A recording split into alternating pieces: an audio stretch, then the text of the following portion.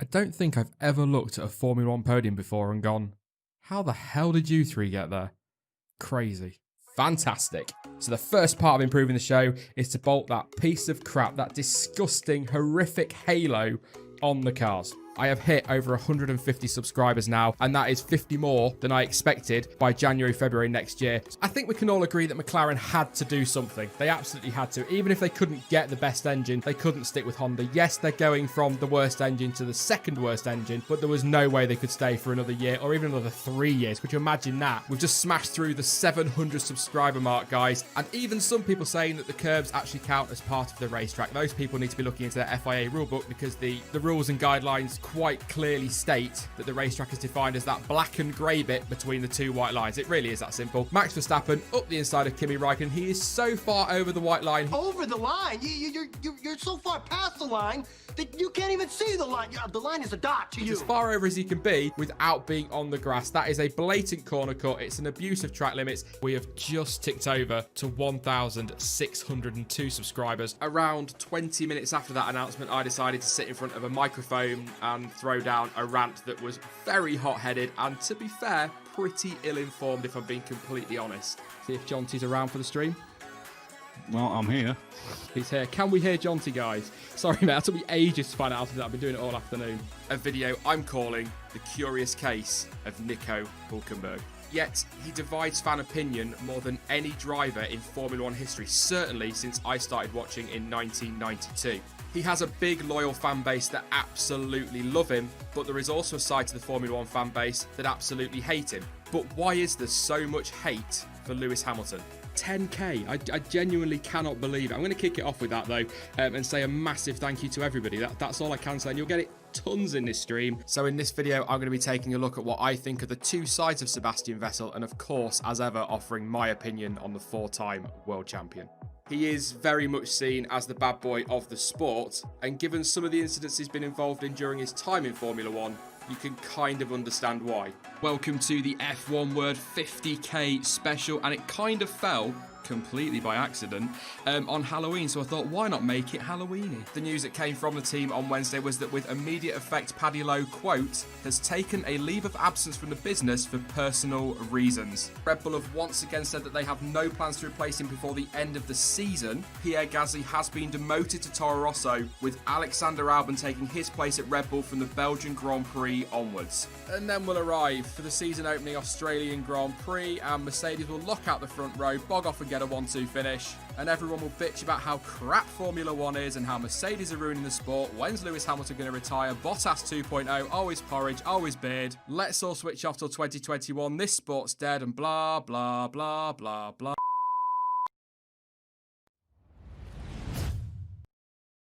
Hey guys, Sean here. Welcome to the F1 Word and to the 100,000 subscriber special.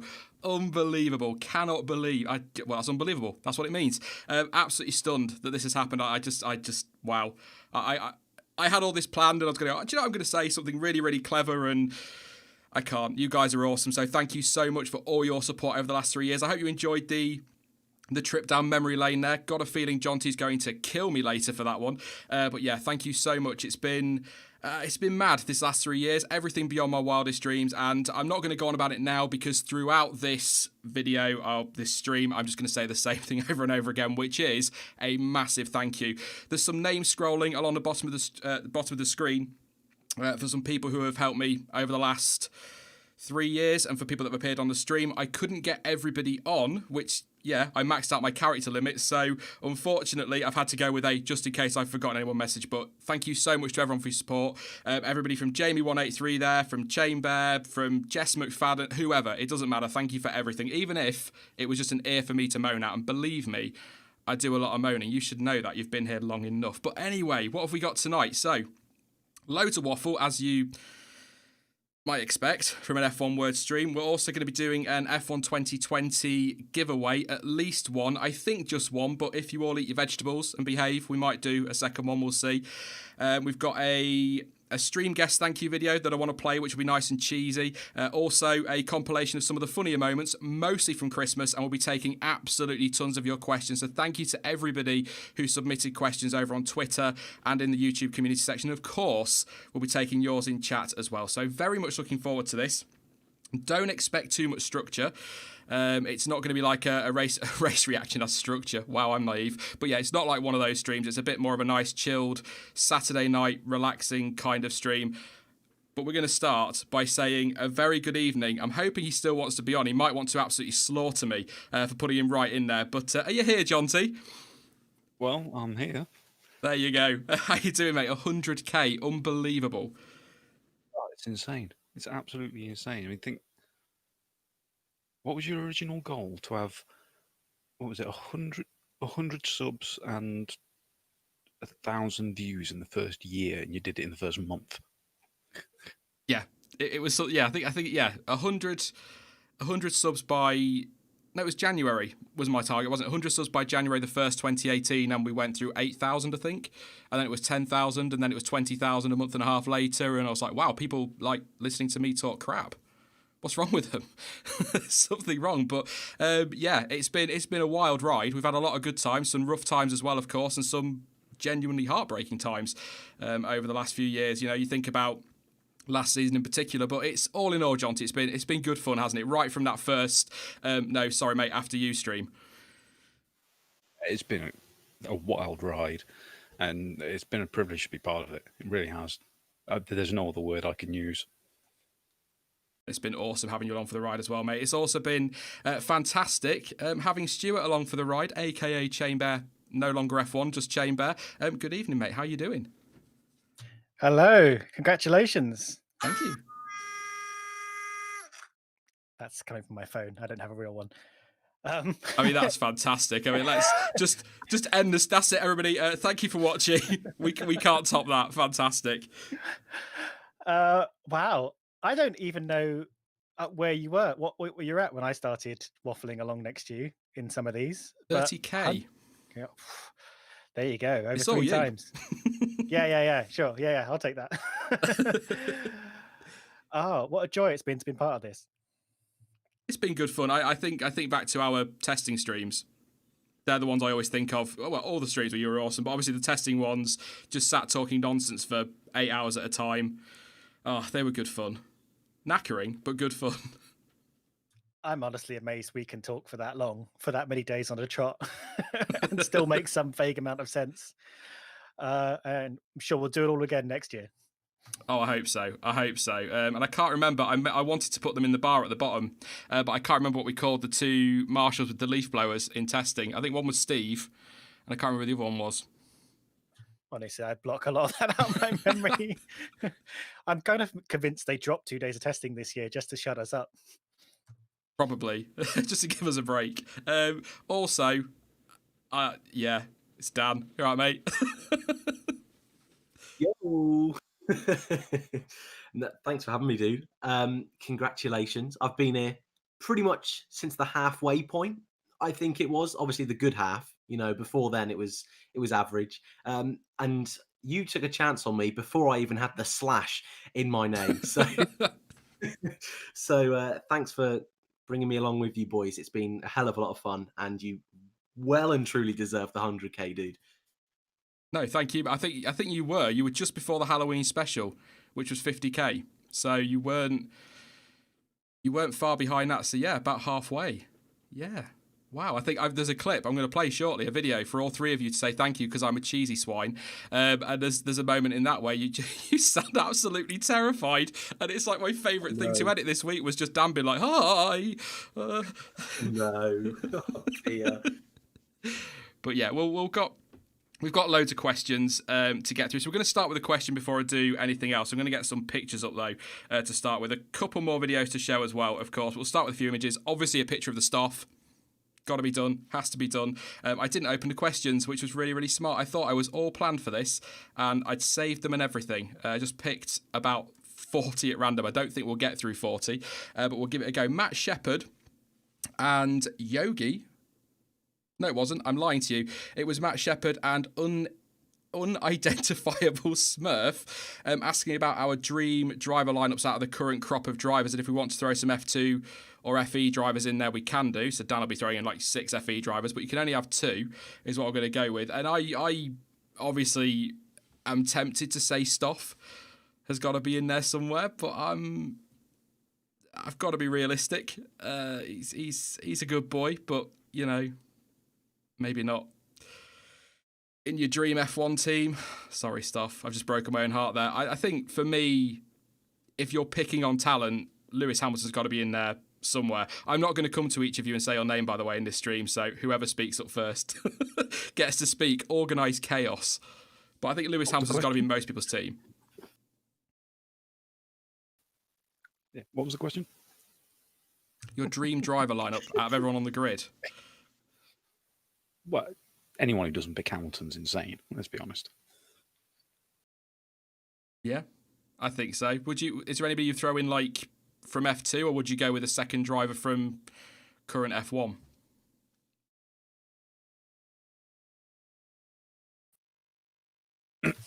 I can't help it. I'm still a massive fan of Markov. He's never going to be a champion in anything, but he makes every race so exciting. Yeah, I can go with that. I will come to each of you and say your names. I'm just winding you up on how awkward it is when you don't do that. Don't worry.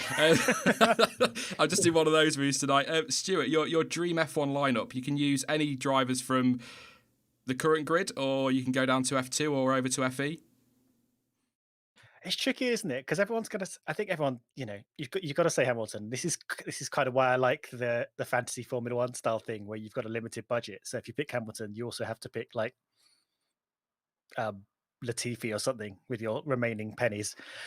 Nothing against Latifi, but you know, yeah, he's not Hamilton money yet. Oh, but you know, if I was looking to the future, I'd probably bag myself a Verstappen. That gives me a few more years than Hamilton's got. That's something in the bank. And then, you know, if I'm looking down to F2, especially this year, that guy Schwartzman's looking pretty hot right now. For like a sort of get him in the pipeline as well. There you go. That's my 2. Should be exciting. Robert Schwartzman. Don't think I've ever mentioned him. No, you should check him out. Yeah, to be fair, he is pretty. I think I said it on Sunday. He's one of those drivers that kind of reminds me of Leclerc, not in the sense that, you know, driving style or anything like that, but in the sense that you're keeping a very close eye on him. You can see he's a talent. And I think F2's got a very good field this year. So I think Schwartzman is a good pick. What about you, Dan? Are you obviously, I think the question actually, there is in brackets, or in Dan's case, who would he pair alongside Romain Grosjean? They know you, mate. No, I as soon as you said it, I thought, you know what? I'm going to do it properly. I'm going to be sensible. I mean, none of you have mentioned Max Verstappen. That's not who I was going to go with, but I'm just surprised that none of you have mentioned him. I think Daniel Ricciardo. Did I not mention him? I'm pretty sure I mentioned him. Oh, sorry, mate. I apologise. I thought, yeah, you're right. Leave me alone. It's like the first stream all over again. I'm going with Daniel Ricciardo. I think he's awesome. On track, we know he's the king of the late breakers. We know he's the best at overtaking, but off track as well. What a personality to have in the garage. And then pretty much what the rest of you have said. I think you've got to go with a driver who is undisputedly great, world class. And I would have to go with Romain Grosjean. You know, 10 podiums in Formula One. You can't argue with it. You know, more than Norris, more than Russell. It's got to be Grosjean and Daniel Ricciardo. If you, I thought you were going to say Hamilton, and I was going to go, wow, that is a very, very good lineup. And then you went and said Grosjean. Just hope that Daniel Ricciardo doesn't get any late breaking moves wrong, really. To be honest, they can't afford the repairs. Shocking. Absolutely shocking, Dan. Oh, can't believe you picked Grosjean. I think alongside Lewis Hamilton, you'd quite fancy a Max Verstappen. I think that's a very tasty lineup, but I think the problem is that if you're a team boss, you're going to want a number 1 and a number 2, aren't you? You're not Hamilton and Verstappen together, as much as we fans would love that as a team boss. That could get very, very explosive. So I think I'd probably go Hamilton and maybe someone like a Perez, maybe. Not that he won't get crashy with his teammate, as we know, but somebody along those lines just to sort of sit alongside him and pick up the points, because you know he's going to be consistent. You know Perez is going to deliver the points, so I think he's a good shot there. I can't remember what Jonty picked now. I think he said Lewis Hamilton, because we're British and we're biased, you see. No, I said Markov just for the. Oh, you did, yeah. You did indeed. And I was just talking about Perez there, and just flashbacks. Oh, sorry, mate. After you, go on. Yeah, not great as a number 2 though, is he? No. Seriously, you'd have to go. You'd have to go with someone like you say, Perez. Maybe we can see what the higher up F1, F2 guys can do later on. I just want new blood in. I really do. I think it'd be incredible, wouldn't it, if next year... I'm not sure on next year. There were a couple of questions on this I don't think I've picked up, so I'll just quickly mention. But some people asking about the rookies for next year. I don't think we'll see many next year because this season is such a bizarre set of circumstances. I can't see teams taking a gamble on youngsters because by this point you'd usually have had quite a few races for them to assess the young drivers, and I don't think we're going to see too many in next year. But I would love to see Callum Ilott, Robert Schwartzman and Mick Schumacher at least make the move up to F1, if not next year in 22. Definitely. There's probably even more in that field. It's a very, very competitive field this year, and I'm finding F2... It's always exciting, isn't it? But I'm finding it very exciting now. So, yeah, I don't know. It's a tough call. It's a tough call. But just on Perez, Yuri was asking over on YouTube about where we think he'll end up next season. I said it, just for anybody that missed the video, on Thursday, I'm pretty confident Sebastian Vettel will be in that car alongside Lance Stroll next year, but losing Sergio Perez, I think that's going to cause a lot of trouble. I think people would love to see Perez and Vettel alongside each other, but, you know, if you are, cheese alert, if you've got a kid, you want to do everything to help them succeed, don't you? So what Lawrence Stroll is doing is sort of totally understandable, keeping Lance in there if that is the case. But where do you think he'll end up next year, Stuart Perez? Do you think he'll move further down the grid, or is that another one possibly off to Formula E? Not that that's a bad thing, of course. I mean, I'm still a little bit in denial. I don't want to see him out of that team. And I also think he'd be a pretty good person to start building Aston Martin around, you know, get it off the ground and running in the same way that sort of David Coulthard was around for the beginning of Red Bull and was a good sort of core when they started to grow. Who knows? He might go off and do like sports cars and stuff, like a lot of F1 drivers do when they leave. But I still want him in F1. Yeah, he just every year he seems to continue to surprise me, and I'm like, come on, Perez, I want to see what you can do. Do you think he'd be a good fit for Haas? Obviously, in terms of talent, absolutely, but also he's Mexican, American team. It's been pointed out to me because a lot of people would maybe laugh at that, but it's been pointed out to me by a couple of subs that actually there's a good relationship between America and Mexico, aside from what we read in the papers or watch on the TV. So actually that might be quite a good move for Haas from a PR point of view.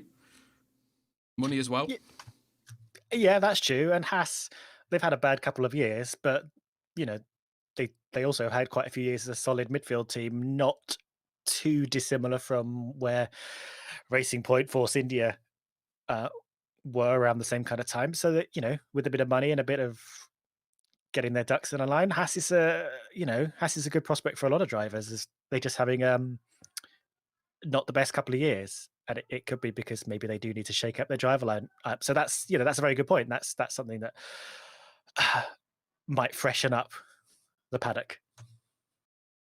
Yeah, what's your money on next year, Jonty, for Perez? Or do you think Aston will keep what they've got, Perez and Stroll? Well, from a business standpoint, they'd be very silly to get rid of what they've got. They've got money coming in from both drivers because Perez brings in a hell of a lot of sponsorship opportunities. You know, we've seen the build-ups in the Mexican Grand Prix. The way he's regarded in Mexico right now, he is an absolute legend. Everyone knows who he is because he's the only sort of truly successful Mexican race driver they've got right now. So even if Racing Point went with Seb and Stroll, which is highly likely, he's not going anywhere. He will definitely find it easy to get into a seat at Haas or Williams. Or Kimi's replacement at Alpha if Kimi decides, because that car's not good this year. They're struggling. He might not fancy a season risking it down the back end of the grid again. He might go and Perez in there alongside a Schwartzman, a Schumacher, or somebody like that. That would be good. And you know that Ferrari are going to be aiming to use those seats for their young drivers. And as much as we all love him, we've been saying for 2 years now, Kimi's done. He might have the occasional bit of brilliance, but he's had his time. He's just wasting someone's seat right now. But we still love him, because you can't not. He's one of those that you just can't not. But yeah, no, I agree. The only thing I would say is, well, no, we all know Perez gets on well when he's got a young hot shot alongside him who ruffles his feathers. Anyway, what do you reckon for next year, Dan, for Checo? Is he taking your man's seat, or is he your man's teammate? Oh, there's a question. I mean, if anyone was going to take it, I'd be more than happy for a driver like Sergio Perez to take it. If it was the alternative, he was going to lose his seat in F1. I think for Haas, they do need a driver who has that capability to just nick a podium. We've seen Grosjean and Magnussen, but more often Grosjean, even when he's in an opportunity close to it, making mistakes. And I think if the team bought in Perez, not only would they get that, but like Jonty was just saying, what a huge financial boost that would be for Haas, a team that over the winter were questioning whether they were going to stay in F1 long term. For me, that's a match made in heaven. But at the same time, I think for Checo, I think we'd all love to see him finally get a chance at the front. And it seems like this year is the first time ever he's got a car capable of being close to podiums on a regular basis. And like Jonty, I think it would be an awesome opportunity for Aston Martin, who've already got a great driver in Perez, to keep going with him. Though I think Vettel would be an awesome fit for them. Sauber, Alfa Romeo now, that would be quite nice, returning to the team that he made his debut with. But yeah, for me, I think Haas fits quite well. And alongside Magnussen, what a punchy lineup that would be. Probably cause a few upsetting tears more than Grosjean and Magnussen does. But I think overall, the net benefit of the team would be good. And I think for Perez, the main focus will be to stay in F1. Well, I was just going to say, Gunther Steiner's blood pressure must be off the scale. If you put Magnussen and Perez together, I mean, Christ, that could be be picking him off the floor at the end of every Grand Prix. He'd be so, yeah, wow. I'm not sure they fancy that, but I kind of liked your point on if somebody's got to replace Grosjean, please make it be a decent driver, because I think you'd be pretty miffed if a Sean Galale took his seat or something like that. No offense to Sean Galale fans, sorry, all three of you. No, I like that point. I kind of get that point as well. That was when Schumacher retired. I was very much I'm comparing Schumacher and Grosjean. Oh God, there's no alcohol either. But when Schumacher retired, I losing that seat to Kimi was better than him losing it to somebody that was a bit cack, if you know what I mean. So yeah, I kind of totally get that point. I like that as well. And I think Grosjean, I'm not just saying it again because you're here, mate. He's one of those drivers on the grid that's so underrated, and he has had such a good career. But he's definitely, I feel like he's probably one of those as well that's just clinging on for the sake of clinging on a little bit, and he's past whatever peak he was going to have, and maybe he's filling a seat, like Jonty said, with Raikkonen, that could be going to somebody with a bit more potential, like a Schwartzman. But just on that F2 point, I think you answered it on Sunday, Dan, so if you did, I'm sorry, you can do it again. But could you see all three of those, Eilert, Schwartzman and Schumacher, up next year, one at Haas, two at Alpha? Yeah, I think so. And I agree with what you said there. I think Grosjean, he's past his best, that's for sure. And I think when you've got those three drivers in F2, the one you just mentioned, Eilert, Schumacher and Schwartzman, I think it'd be unfair for Grosjean to have an extra year, which isn't going to do his career any favours. I think Haas now have got to the point where they need a bit of a refresh somewhere. And look, Alfa Romeo can't have all of those young drivers. What an opportunity to bring in a fresh young talent. So, yeah, I think all of them have the talent to be able to do it, and I think they deserve the opportunity, judging off their races and so far in this year in F2. So, yeah, if I were Haas, I'd take two if I could. absolutely chucking it down here out of absolutely nowhere. Sorry. 3 super chats have come in. Thank you very much to Nick. Says, love your channel. Thank you for that. Massively appreciated, and thanks for your support. Zach B. Sorry, mate. Says, congrats, Sean. You were the reason I got into Formula One back in 2018. It's been great to watch your channel grow, and I love you again, Stuart. That's from Zach B. We love you too. I don't mean that for that sound creepy, but Again. Again, yes. What happened? Was there a bit? Did we break up? Did you not hear him outside your house with a megaphone? Stuart, I love you. But yes, thank you very much, Zach. And Joel says, what do you think would happen with a race of champions in equal cars like old NASCAR used to have? Thank you very much, Joel, for your contribution. Did old NASCAR used to have... That feels like a Jonty question, because I don't follow NASCAR at all. Oh, I can't remember. But I'm sure they did used to do it where they just got former champions and various people from the current grid all in identical cars having a race. It's similar to the race of champions that you know. If they'd ever do that with Formula One, year-old F2 cars or something. That'd be fun.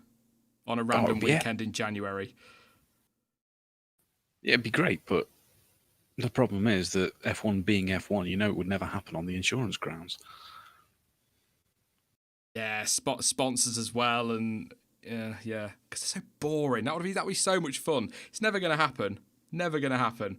But it'd be great fun. But yes, we'll take some more of your questions shortly. But I'm going to play a cheesy video now. Try not to cry, lads. Try not to cry. It's a mosh. And here's a little video, Jonty, please don't kill me, of all 3 of their first appearances on the F1 word.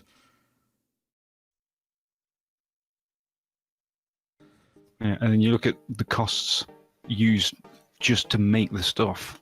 I mean, have you got those pictures? Can you put them up or not? I don't know. Mate, I've had to put them on 3 separate slides, if you like. But yeah, well, just the flat plate. The flat plate. Yeah, it's me practicing with OBS. I really need to do a bit more of this, but yeah, there we go, mate. Well, I think that should be up on the stream. Yeah, that's a powder bottle. Everyone can see that the powder for making these parts goes into that bottle.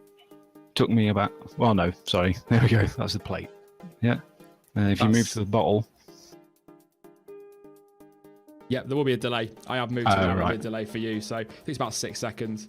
I have no idea why.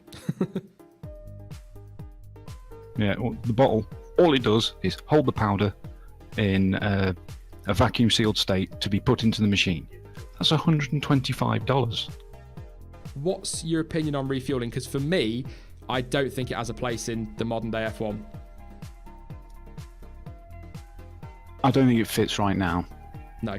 There's too much of a gap between the fast cars and the slow cars where you can't play the strategy to get an unlikely win anymore because the speed difference is just too big. Back when there was refueling, the cars were much closer, so they could play a clever strategy and use it that way, but now it just wouldn't add anything to it. There's one I'd just like to answer. Go on then. Best rookie, absolutely Mark Webber. 5th place in a Minardi on his first race. You can't top that. I don't quite know what to say. I'm quite honoured that you're taking the time, Stuart, Mr. Chainbear F1, to join us on this stream. Welcome to your first F1 Word Race debrief. Hello, thank you very much for having me. Please don't be too honoured. I'm not that exciting. It was a really interesting crash to me because it, as far as I could tell, and it wasn't entirely clear exactly where the rain was, but he'd moved away from the rainy patches, which were closer to the hairpin, and I don't know if they cooled down his tyres. By the time he got to the stadium, it was a very funny little accident. So the alleged breach is of Chapter 4 of the Sporting Code, which is... I've just completely broken the PDF. Clever me. But... I'll also say, so make sure you make him feel welcome in the chat. Hello, and welcome to the F1 Word, Dan. Hello. Oh, I'm so happy to be here. Thank you for having me on, man. I'm so buzzing. It's unbelievable. I've never had anyone happy to be on before. It's a nice feeling. Thank you. First for everything. Thanks, man. It's been a great summer. There's been loads of news, loads of carnage every day. It's been great. Yeah, unfortunately, I think I have to just disagree with you there, Jonty. I mean, does Lawrence Stroll really need, however, X amount more? That's questionable. I'd love that. I'm very much the same. I think he does. I think he deserved that chance. I thought he was great when he was in F1, and even when Ocon got the move to Force India ahead of him, I was gobsmacked. I thought Verline was the better of the two. Not a popular opinion, so chat. There you go.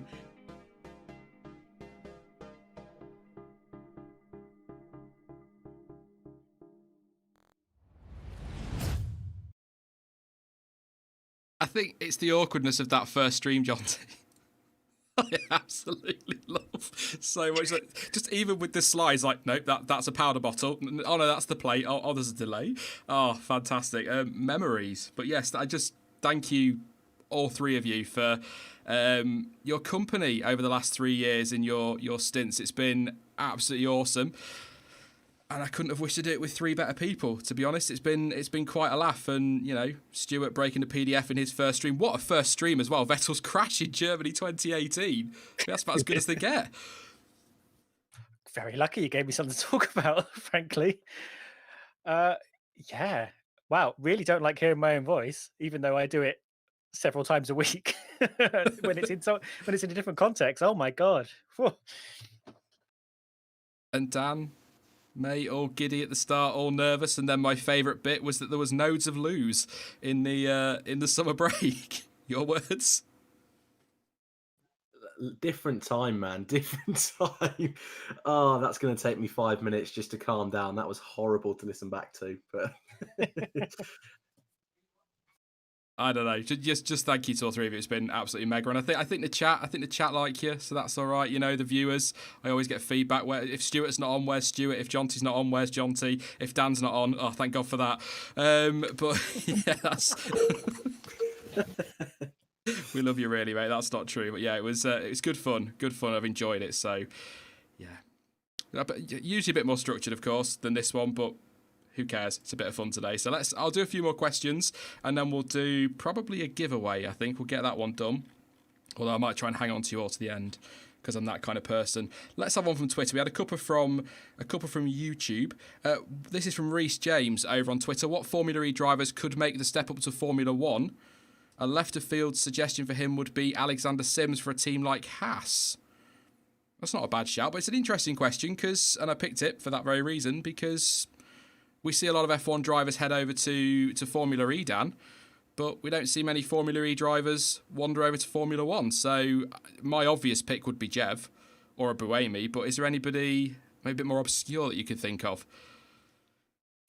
the one that instantly popped into my head was Maximilian Gunter at BMW. I think when he was in F2 for that one season, I think he got 2 sprint race victories and then got the call up to Formula E.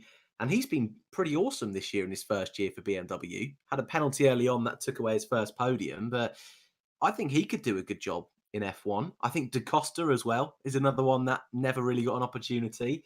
And Sam Bird also. He's proved to be one of the biggest talents in Formula E. So unlucky not to get an F1 drive quite a while ago now, but he's really proven to be the cream of the crop in FE since season 1, the only driver to win in every single season. So yeah, they're the 3 that stick out for me. John Whittaker saying Sam Bird as well. Agrees with you there. A couple saying Nick de Vries. F1 fan 89 says Nick de Vries. Nick de Vries. He was quite a victim. Well, he was a victim of bad timing, really, wasn't he, Stuart, in the end? He F2 champion. Another year he would have been promoted to Formula One maybe, but there's just so few seats that we're not always going to get the F2 champion promoted. Yeah, he's part of that logjam we were sort of talking about a minute ago with sort of old drivers sitting in seats that maybe should have moved on to something else by now. But yeah, we already covered that. Yeah, Nick de Vries would probably do well. He was great in Formula 2. Oh god, it's so weird to so it was last season, wasn't it? I keep like in my mind inserting another season between 2019 and 2020 just because of that huge gap. Yeah, I mean, you can't ignore Sam Bird, although he does seem to be just the unluckiest person ever. Like in Formula E, he could never string an entire season together properly. Things just seem to happen to him every year. And actually, I agree. I quite like to see Alexander Sims do something because he's he's a smart driver, and he's good at putting a race together. There's a Mercedes driver by Stoffel Van Dorn who I think would do quite well in Formula One if given the chance. I've never rated him at all. Never.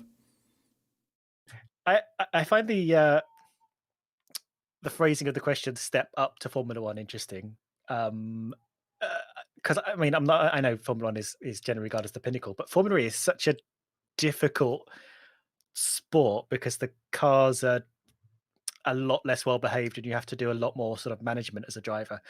And I think the people who are succeeding in Formula E actually have a lot of skills they're using that Formula One drivers don't necessarily. I'm not saying that that they are more skilled, but they have like a different arsenal, which I think would be really interesting to bring to Formula One. As we're saying, we don't often see it go the other way. I'd love to see a top flight Formula E driver go to Formula One and see how they get on with what they've learned in Formula E. Yeah, especially with it's interesting about Formula E. I always think it's got to be as tough as Formula One in some ways, from the way they've got to drive the cars, because we talk about Formula One drivers having to turn so many buttons and do all this, that and the other, but Formula E, the stuff they've got going on would be, you just can't imagine it, can you? The mind can't comprehend it. You look at an F1 steering wheel and you go, oh my gosh, I just don't understand how that works. But yeah, I think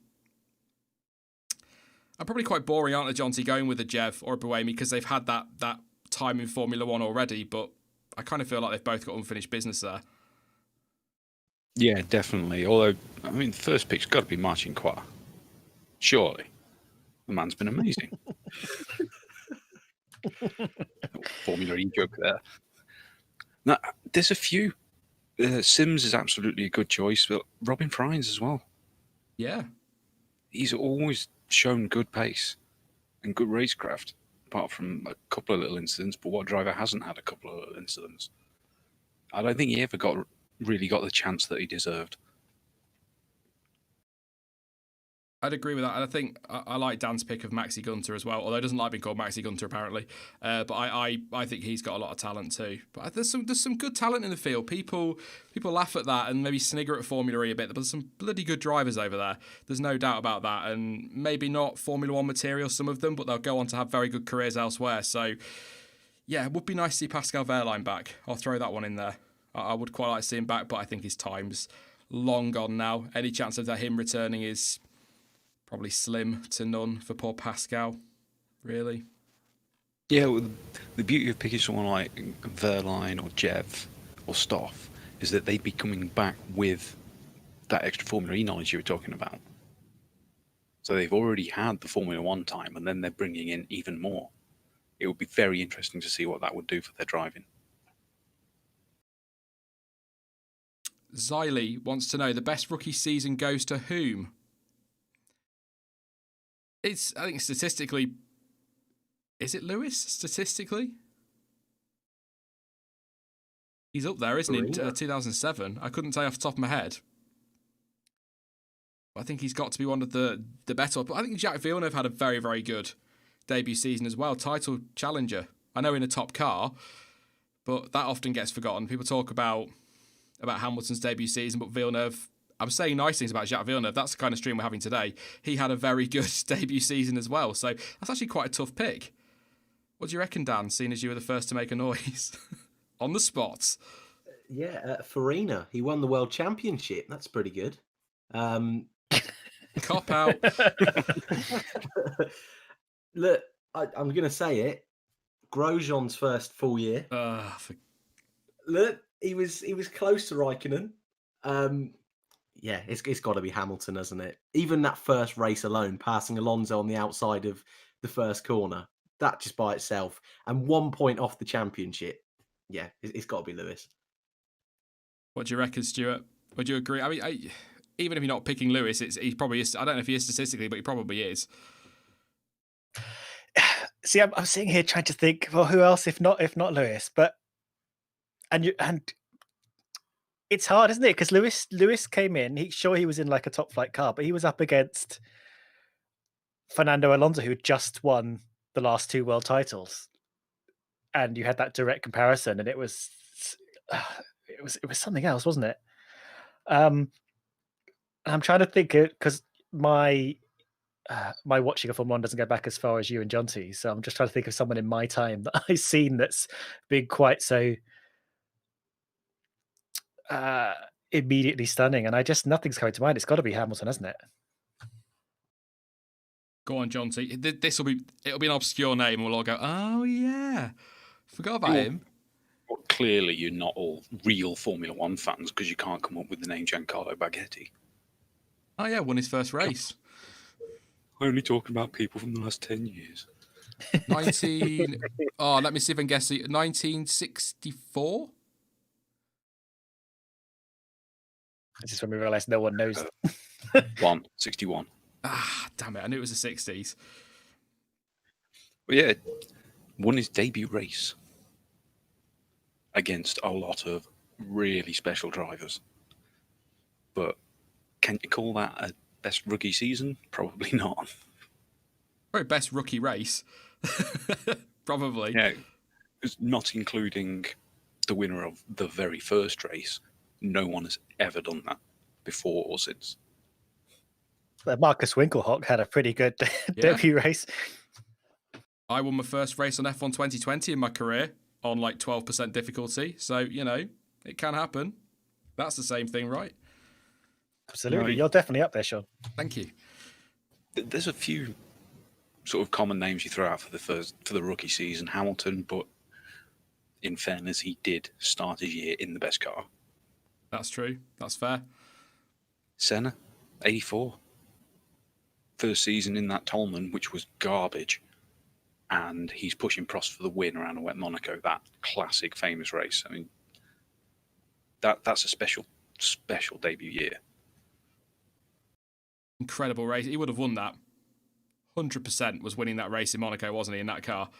Had the red flag not come out. Yeah, well, it was definitely a red flag situation. Probably should have been 10 laps before, but it also, again, shows the clever side of Prost, the reason he was known as Professor. He knew he was going to get taken, so he pushed and pushed and pushed to get it red flagged. He's a smart guy. Any smart driver would have done the same. Some good shouts in chat. Nick Hill says Kimi in the Sauber. He had a good first year in 2001, didn't he? Definitely. Michael Schumacher. Trying to think what he did. I should know this. Did very impressive in Jordan, didn't he? Yeah, 6th on the grid. Retired shortly after. It was beautiful, but yeah, terrible. So Schumacher's a good shout. Of course, we're going to say that as well. Jackie Stewart in the BRM says the brothers Hunt, and that reminds me of somebody else saying James Hunt. Did he win in the Hesketh in his first season? Possibly did. Remember. Oh, Mark Webber, 2002. I think that's more of a first racing, though. Phil Pop. That 5th place in the Minardi. But I don't think that was a full season. Of course, Kevin Magnussen. Great first race in 2014. I know it's not the season, but podium, 2nd place in the end after Ricciardo was thrown out the race. Clay Regazzoni is another name. There's some great names in there. Anthony Bill, but of course says Esteban Gutierrez. And yes, Seb Vettel, 2008, his first full season. Won a race. Same. Yeah, but we can't forget Seb having a record for his actual first ever F1 debut of the fastest penalty in history. I love that stat so much. 9 seconds of a career penalty. Absolutely brilliant. That is impressive. That is very, very impressive. I like that. It's a very good stat. I'll give you that, Jonty. Let's move on to another question. See what we've got. We've got so many that I want to go through. I'll do some quick fire ones a little bit later as well, because there's some fun ones in there too. Blue Flag Alpha wants to know my favourite race watch along. 100%. Maybe some recency bias was Brazil last year, because I just absolutely lost my mind. Absolutely out of nowhere. The race was going along quite nicely. I was doing my B-Tech Crofty impression and it was all good. And I got a couple of things wrong, which is why, I can be right up there with Crofty. And then all of a sudden, Bottas retires, safety car comes out. I go absolutely bananas because you've got Albon in a spin. Hamilton gets a penalty. You got Gasly up in 2nd place. I don't know what the hell's going on. And it was just, I loved that. That was my favourite one that I've ever done. And there's been some good ones. Although I think a proper scream in 2018. The watch along before Stewart's first stream, when I lost it there. At Vettel's crash, proper shouted and everything. The crash at turn 1 in Spa. That's a memorable moment for when I got a bit too crofty. Yeah. I'd love to say I miss them. I do actually, to be honest. I do actually miss the watch-alongs for the interaction. But yeah, we'll talk about that later probably, because I'm sure that question will come up soon. I had another one I wanted to throw. There we go, Apex F1. Do you feel Lance deserves his seat in F1 based on his merit or the size of his hair? I mean, hair like that. I mean, wow. Yeah, I'm just jealous. I'd love to have his hair. But I think he's one of those drivers, Stuart, that got to F1 when he did because of the money. But I think there is something there, to me anyway, that says he might have got to F1 on merit anyway, eventually. It was just that the reason he got to F1 so quickly was his dad's cash, but that doesn't mean he wouldn't have made it one day, because he was doing very well in his junior career. Yeah. The problem Stroll has now, although it's a problem I think we'd all like to have, is his dad is very much supporting his career in a very big way, but is now distracting from the fact that he is actually pretty good. He went off the radar a little bit, but he's not a bad driver, and he's actually this season he's sort of been showing himself, now that he's actually got a decent car under him, to be doing pretty well. And I think it's hard actually in your mind to sort of unpick the sort of, okay, he's never going to lose his seat because his dad owns the team, from, but actually he's good, and if he works hard, he may be able to like do something quite special with his career. So yeah, I think for now he definitely deserves to be in F1. I mean, his hair is amazing. My hair is definitely getting that way now that I'm like 4 months from my last haircut. But yeah, I am quite keen to see where he goes. I'm not in the full like he's only there because of his dad thing. I think if his dad hadn't got involved in F1 but was still just chucking money at him, as a lot of young drivers have money chucked to them, either if it's from a government, an oil baron, or whatever. If he was just some rich kid in Formula One, I think he'd still deserve that seat. I mean, let's not forget Perez also has a lot of money being chucked at him, which is half the reason he can stay in F1 besides his talent, Gabriel just reminding everybody that Lance was a Ferrari junior once. There you go. They've seen something in him. Homer Jones saying British fans hate Stroll more than any F1 driver in history. Growing up, I'd say there was a damn sight more hate for Michael Schumacher than there is for Lance Stroll right now. I think a lot of the Lance Stroll stuff, if he'd have made it to F1 a little bit later, but with dad's money and on merit, if he'd done GP2 or F2 whenever, and he'd won that title or been top 3 and then been promoted with his dad's money, I think people would be a bit more accepting of him. But I think because he got to Williams essentially because Lawrence turned up with a big bag of cash and went, sign my driver, that annoys people. But that's been going on in F1 since forever, I'd say. I mean, Niki Lauda, every driver is a pay driver, really, if you think about it. Yeah. The other point that people seem to forget about Lance Stroll is his performance in the junior formulas. You look at 2016 Formula 3 season, he didn't just win the title, he destroyed the rest of the field by a mile. And this was a field that included Maxi Gunter, George Russell, Nick Cassidy, Callum Ilott, Antoine Hubert, Sergio Sette Camara. That wasn't a weak field for him to race against, and he obliterated them. Wasn't there something funny going on between his dad and Money and George Russell? Oh, that sounded a bit creepy than it needed to be. In terms of like team orders and stuff like that. Sorry, that sounded really bad. There is rumour about that, but I'm not sure how true it is. And the heavens have just opened above us, and there's lightning and thunder everywhere. Oh, exciting. 2020. Thank you to Nikita for your contribution over on PayPal. Massively appreciate that. Thank you so much. I won't read your full name. Don't worry. I know people don't like that always, but do appreciate that one. I don't know if the PayPal information's down there, but yeah, just the usual super chats and things like that will, of course, be read. But we will be coming to chat shortly for loads of your questions. In fact, I'll do a couple now rather than focusing on those that did the old YouTube and things like that. Yeah, I think Seb gets a lot of stick as well, but I think it's not banter, but I think it's people that know they're going to get a reaction that say stuff about Seb Vettel. Anybody that denies his talent is just not going to get anything from me, because how can you? Yeah, is he where he was when he was winning titles with Red Bull? Probably not, but that doesn't mean that he wasn't and still isn't a very, very, very good driver. So, what's your favourite racetrack? Said Hassan. That's a good question. I'll let you go first, Dan, because I can't think of one off the top of my head, and I'm just that cruel. Thanks, mate. Welcome. Yeah, I think actual racetrack, I think the best one is Silverstone. I think each sector is something a little bit different. There's never any moaning about overtaking opportunities, always throws up an exciting race. Bit of rain as well in the UK is always great. But I think scenery plus track, it's got to be Spa. There's nothing more special than Spa. Jonty. Yes. Your favourite racetrack? I'm trying to work out if I can guess it, but I don't think I can. Overall or just in F1? No, overall. Go on then. Take a guess. Laguna Seca. The corkscrew's epic, but no. Damn. No. Not even top 10.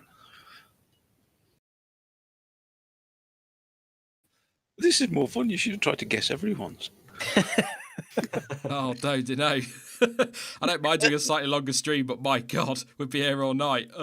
Is it Sochi? Now, I've got to say, a genuine tie for first place. I cannot pick between Donington Park and Mount Panorama. Donington's a fantastic circuit. Well, I will be honest and say that the reason for loving Donington so much is not just the great racing; it's the way it's laid out. It's similar to the Red Bull Ring. You can be stood pretty much anywhere around 3/4 of the lap and see more than half the circuit. That's what makes it such a great place to go and watch racing. What are you going with, Stuart, as your favourite racetrack? I'm really bad with favourite questions. I was thinking about this, and there's a couple of things I'm not going to go into kind of like sort of too far away from F1. I have always been a fan of what's now the Red Bull Ring. I'm very glad it came back, because it kind of goes against the grain of the way that the modern circuits have been going, and that it's quite simple, it's quite short, but it's got a lot of stuff going on, and it makes for interesting races. I was a huge fan of old Hockenheim, and I'm glad I saw F1 enough to catch it before it switched to new Hockenheim, which I still actually like. I know, blasphemous. Old Hockenheim was sort of like half Monza but longer, which was just absolute straight for a mile, chicane, straight for a mile, chicane, and then the infield that we have now, the sort of the stadium section, the wiggly bit, and it was just mad. I know why they got rid of it, but I still do kind of miss it, and it is very sad that the second they shortened the track, they just demolished the old circuit. So yeah. So that's my sort of memory lane circuit. I liked old Hockenheim. The new one's given us some really good racing as well. I mean, last year was insane. I know the weather played its part, but I was a big fan of old Hockenheim. But I just wonder if it would have the same... Oh, here he goes. Okay, boomer. But I wonder if it would have the same vibe now that it had when they were screaming V10s through the forests. That was quite just on TV was epic, absolutely epic. But I like Hockenheim. I've got to say, absolutely. You probably got it in yesterday's video. buzzing for the return of the Nürburgring. Yes, it's only the Grand Prix circuit, but oh my God, that is one of my all-time favourite F1 racetracks is the Nürburgring, because it always threw up great racing. It gave us some great memories as well, both good and bad, and it just... Yeah, it's so F1. It's one of those tracks that should be on the calendar, and I think they're talking about doing the German Grand Prix share with Hockenheim again going forward. So Hockenheim 1 year, Nürburgring the next, which will be absolutely fine with me. But I'm going to be boring. I have to be boring. My favourite track is Spa. I just can't not. I love that track. And big honourable mention to the Circuit Gilles Villeneuve, Canada, gutted. There's not going to be a race there this year, but yeah, absolutely gutted. What do we think of the calendar, actually? Sorry, I was just going to say, I thought your honourable mention would have been Cadwell Park. Yeah, but nah. It's a good track. You'd never get an F1 car around there for a race, but I wouldn't mind seeing it. That'd be good. Went round in a rally car there, actually, many years ago, which was a terrifying experience. I didn't scream, but I swore a lot. But yeah, what do you reckon to that calendar, the 3 editions, Jonty? Are you as bouncy as I am seeing the likes of Imola and the Nürburgring back? Imola's going to be tricky. We know it's so narrow. It's still going to be infinitely better than Mugello. Nürburgring, always awesome, but I'm so hyped for Portimao. I really am. That's got the chance to be the best race any of us have ever seen live. It's possibly the one good thing to come out of COVID, isn't it, Dan? Without making be blasé about it, but to see the likes. I mean, look at that calendar there. If you knock Sochi out of there, that is one hell of a run. If you Spa, Monza, Mugello, Nürburgring, Portimao, and Imola. It's awesome. I mean, it's a shame we're losing some great races on the calendar this year, but it'll be the first time I've ever watched a race at Imola. Probably the only time in my life, because like Jonty says, I think it'll be a tricky race for overtaking and for the spectacle of F1. But also agreeing with Jonty, Portimao's going to be awesome. The elevation change in that second sector. I think Antonio Felix da Costa shared like a testing day he did with Red Bull a few years ago there. And even though he was on the circuit on his own, it just looks so, so cool. And I think just a nice refresh of the calendar, something we all weren't expecting, but it's very, very nice. And for Formula One's 70th anniversary year, they're all celebrating this year. Going back to the Nürburgring and Imola, that's just fits so, so well. So all 3 of those editions with more on the way, hopefully. Very, very happy indeed. I was just going back to Stuart's point about Hockenheim, it's kind of a shame that they didn't maintain that old circuit, because if they could have got Hockenheim on the calendar, we could have had 2 races, one around New Hockenheim and one around Old Hockenheim, which would have been nice, Stuart, kind of best of both worlds. But I think we're all expecting Imola might be a little bit dull, but I think I'm hyped because of the nostalgia more than anything. But what I like is that they're trying it. That's what's important to me, Stuart. They're going to try it. If it's crap, then we don't go back. If it's brilliant, let's go back again next year. It's why I wanted the reverse grid quali to be done, but there you go. Yeah, this is the kind of good thing about this year is that all these, well, some of them are new tracks to Formula One, some of them are sort of old favourites. They're not coming and signed up for like a 10-year deal. So we're not, if Imola sucks, we're not stuck with Imola for like 10 years. And same with Mugello and whatever. I actually I am fascinated to see how these cars do. I mean, Imola and Mugello look like they're going to be tricky races, but they're tricky tracks. And if like normal overtaking is going to be tricky, you might instead get more mistakes or, people struggling to adapt to what's actually quite an old circuit. And Mugello and Portimao have such bizarre elevation that I think spectacle alone, like what you say, this is all a novelty. It's going to be really fascinating and we should just enjoy seeing it because again, the blasé thing is weird, but we've sort of been backhandedly handed a sort of weird Christmas present in this in the end. Yeah, that was a waffle, wasn't it? It's all right. This whole stream's been a waffle. It's absolutely fine, but maybe some fans as well from Sochi onwards. which is going to be interesting. Obviously, that depends on the situation. I think things are getting worse in Spain. Latest there is they've restricted travel for tourists. So now there were question marks anyway over the Spanish Grand Prix. Now there's even bigger ones. But talk of a third race at Silverstone. Is that a bit much, Jonty? 2 was, I think they just about made it work with Austria, but I think the rain helped with that. 3 races at Silverstone might be a bit much, a bit repetitive. Yeah, it does seem like that would be a bit too much. It'd be good if they could just go around the previous circuit. Oh, I'm not sure how much was changed there, because that's one of the big things. I miss British Corner so much. So, but 3 races on the exact same track, really not looking forward to that. No matter how good it is. It's probably quite likely as well at the minute, because if they're putting restrictions on now, 2 weeks of quarantine, and that's for tourists, but Formula One teams might fall under that at some point. 2 weeks of quarantine, well, it's only 3.5 weeks away, so probably. I don't want to second guess it, because as I said on Twitter the other day, we were all talking about not racing in Monza because it was too bad in Italy, and we've got 3 bloody races there this year, so it can't be that bad, can it? But yeah, it just changes so quickly, so we don't know. But I don't fancy 3 races at Silverstone. The problem is when I went to, sort of sticking with that point, but when I went to Silverstone in 2018, they put all the F1 fan zone. You walk along under the bridge to get to the F1 fan zone, and it's all like really, it looks like it's not shoddy pavement because it's the old tarmac, but it would need a full resurfacing for that to be able to be used. And I think there's other parts that have been cut out and blocked off, and just too much work. And they can't even run it in reverse, can they? Because of the barriers and things. So yeah. Although there's a point that I keep forgetting that Riley pointed out in the chat about Imola. It's the fact that it's a 2-day weekend that they're trialing out. Yeah. Oh, yeah. It's going to be super interesting to see what that turns up. Do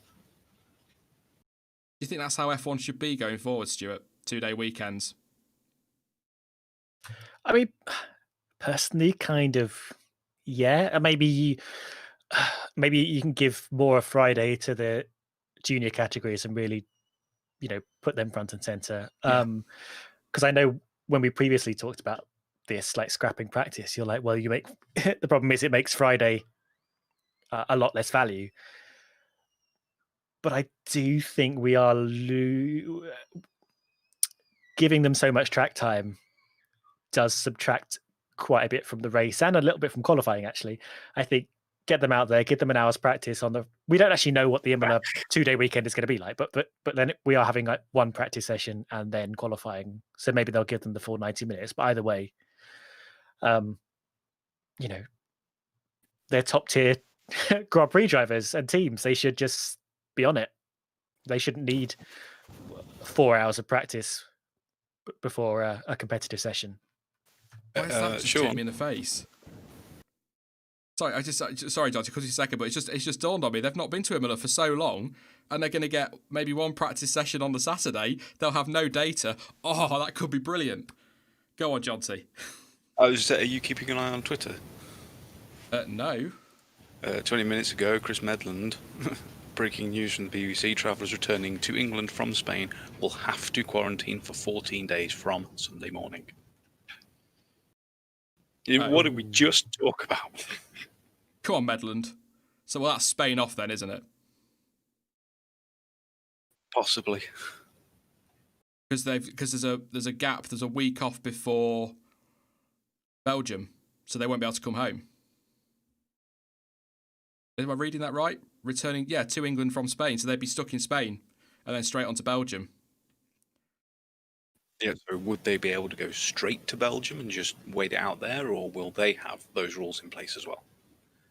Yeah, it depends on the Belgium rules, doesn't it? Wow. We will keep an eye on that.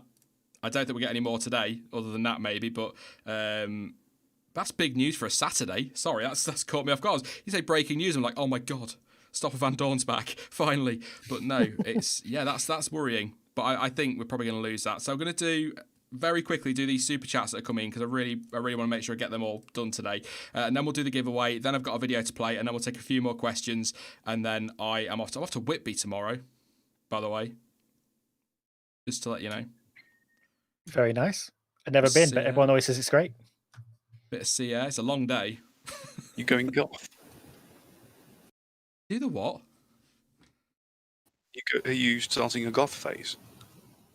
That's goth central for the UK, man. Is it? Oh yeah. I'm going Have you for the never fish and been there? chips.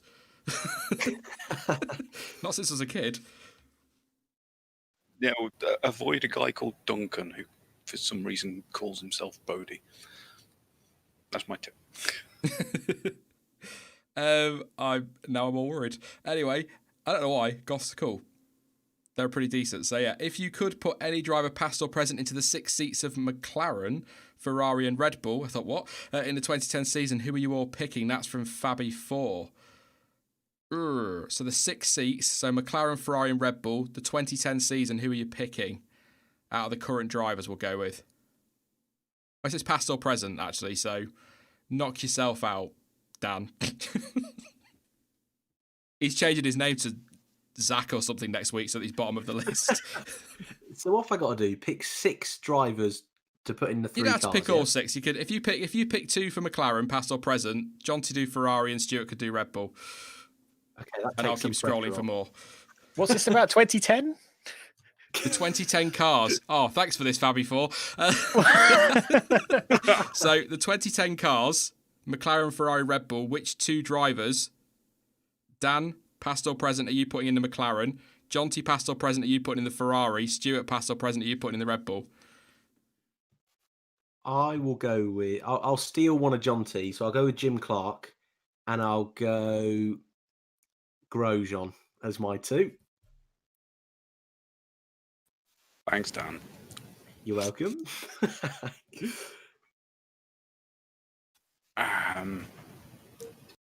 Let's keep it on. Let's keep it nice and on brand. Gilles Villeneuve, Niki Lauda.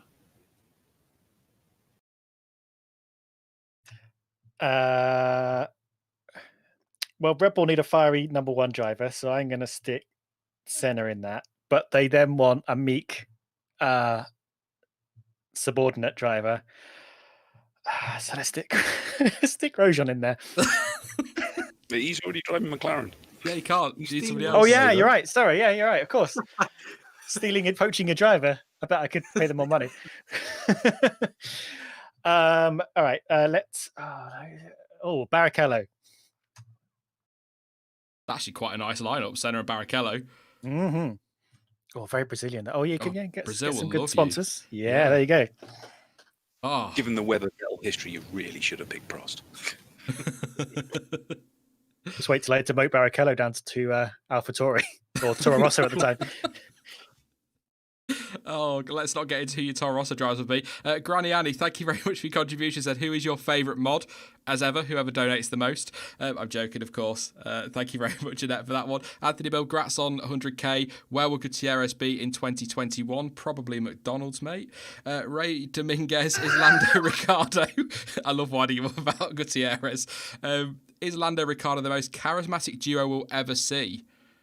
Says Ray. I mean, that is... People talk about the bromance between Sainz and Norris. It's going to be epic between Daniel Ricciardo and Lando Norris. I'm very much looking for... I mean, they've got... Let's just say McLaren socials are going to be insanely good next year. Probably the best of any team. So I'm very much looking forward to that. Granny Annie, another contribution. The silver lining of 2020 is no French Grand Prix. Very good point. Bill Gomez says NASCAR used to put all the drivers in the same car. It was called the IROC series. Earnhardt Sr. used to win it on the regular. They haven't done it in like 20 years. So that answers that question from earlier. Homer Jones, how do you see the rest of the calendar coming together? Do you think these will be any more surprise tracks that weren't on the original calendar? Thank you for your contribution. I said it on Thursday. Yesterday. I think there is an acceptance from Formula One that flyaways aren't going to happen. They're probably not going to get to Asia as much as I would love to see Sepang back. I can't see them going to Asia for one race and then coming back. I think they'd want to do a couple. China's not going to happen if you believe the reports. I don't see Vietnam happening with the short turnaround between this race and then next year's at the start, sort of in springtime. So I suspect that they will just bring the calendar forward a week to what was originally penciled in and have Imola, then a week off, then 2 races at Bahrain, then a week off, and then Abu Dhabi, which would still give us 16 races. And I think that is plenty for this season. And actually, to be fair, Stuart, a very good job when you consider that there was doubt over whether they get 8 races in. Yeah, I completely agree. I think that's the way you described it seems to be the general consensus of how it's going to go. But I still can't get my head around the fact that we go from Imola to sort of the final stretch, Bahrain, Abu Dhabi. Yeah. I can't. That seems bizarre to me. I feel like we're just starting to get going, and now we're talking about coming to the end. But actually, we have got 10 whole races before we get to the end of the European season. I do really want Malaysia to happen. I wonder if they consider doing a double header there, just to make it worth flying all the way out there. But it's hard, isn't it? It's hard to are there going to be any surprise races? Because they keep just pulling races out of their magic bag of tricks, don't they? Who knows what they could. But I think you're right. I think we're going to end the European season, then do a quick trip to the Middle East to finish it off. I mean, like you say, surprises. One of the most common responses on my video yesterday was, Nürburgring? What? Where's that come from? It's like, exactly. That surprised me yesterday. I'd heard the rumours. I was like, nah, they ain't doing Nürburgring in October. It's 2020. What a year. What a year. Yeah, I mean, we can't we can't be sure of anything yet. But America's a write-off. Have they actually cancelled Canada, or is that basically yes. like they have? So the Americas are off. Okay. Yeah, and they sort of keep talking about China, but I don't think that's going to happen at all. So yeah, so that does seem like, unless they decide let's go to that Dubai track as well while we're down there. As long as I don't do 2 at Abu Dhabi, I'm absolutely fine. I'm absolutely fine. 1 is more than enough. Let's put it that way. But yes, I will do the last 2 super chats in a moment. But I think it's time to do. There's people here that I'm literally only here for the game. For God's sake, get on with it. But yes, please do drop a like on the stream, by the way, because these specials don't do brilliantly with likes, because people, I think, tune in and expect me to be making some sort of sense, but these street idiots, some sort of sense. So yeah, please do drop a like. Would massively appreciate that. So in the chat, if you would like to take part in it, this is if I've set this up right. This is where it all goes wrong. Exclamation mark. What, and he said exclamation mark play. It's not marble short. Exclamation mark 100k in the chat if you want to enter. It is on any platform, so I haven't bought it yet. You guys just come to me and say Xbox One for the region of the Americas or whatever, the US region or the European region, and then we go from there. So yes, that is the plan. I'm now hoping this has worked. If it hasn't, we might have to try again, because Nightbot doesn't like me. It's one of the very few software things that hate me, and by very few I mean literally all of them. So yes, hopefully that will work. If it doesn't, we'll try again in a bit, and I'll try and reset it while somebody has a good waffle. But I will do the last 2 super chats. April Kurt, Sean, could you talk about your rant on Eddie Irvine? Oh, which one? Was that the one where I said you can't, as an armchair Formula One fan, I had the nerve to say you can't take what he says seriously because he's not a world champion. And everyone was like, well, you're not a world champion. Why should we listen to you? Yeah. Oh, Eddie. He's all right. He's one of those, a bit like Jacques Villeneuve, that since he's retired, it's like, I'm going to have an opinion, but it's deliberately controversial because I know it'll sell papers or it'll get clicks or whatever. So I don't. That's something I really hate. I really hate about social media is people who will deliberately have a controversial opinion just because they know it'll get clicks, even though listening to them, they do not believe in that opinion. It's massively frustrating. And Black Hawk, so if they allow customer cars, would it kill the sport or maybe give us closer racing? Personally, I would be open to the idea. Kind of customer cars with the old tracing point, except they've just copied it. So yeah. Yeah. What? It might be a bit against the DNA of Formula One, but you think wider. They've still got to do all the setup work themselves. They've still got to have their own drivers. They've still got to have their own mechanics and pit crew. There's enough difference there to make it a big challenge for a customer team. just Nightbot is not accepting people at the moment, so bear with me. I will try and roll it in a minute and see if it just picks a name at random who has put that in. But you will need to give me a follow on Twitter, Facebook, or Instagram so that the winner can DM me and let me know who they are, basically. It's as simple as that. It's the only... Because they've removed the private message thing, didn't they? From YouTube, so people can't just private message you and you can't private message them, which in some ways is a good thing, but it kind of limits options on stuff like this. So yes, I'm not quite sure why we're not working. So I'm going to close this now. Give everyone a chance just to catch up. Exclamation mark 100k in the chat if you want to enter. I will roll it. If it doesn't work, I will put a really, really awkward question to the other three, and I'll try and go and work it out. If not, we'll try something else. But yes, or I'll just pick somebody at random numbers or something like that. We'll see. Definitely.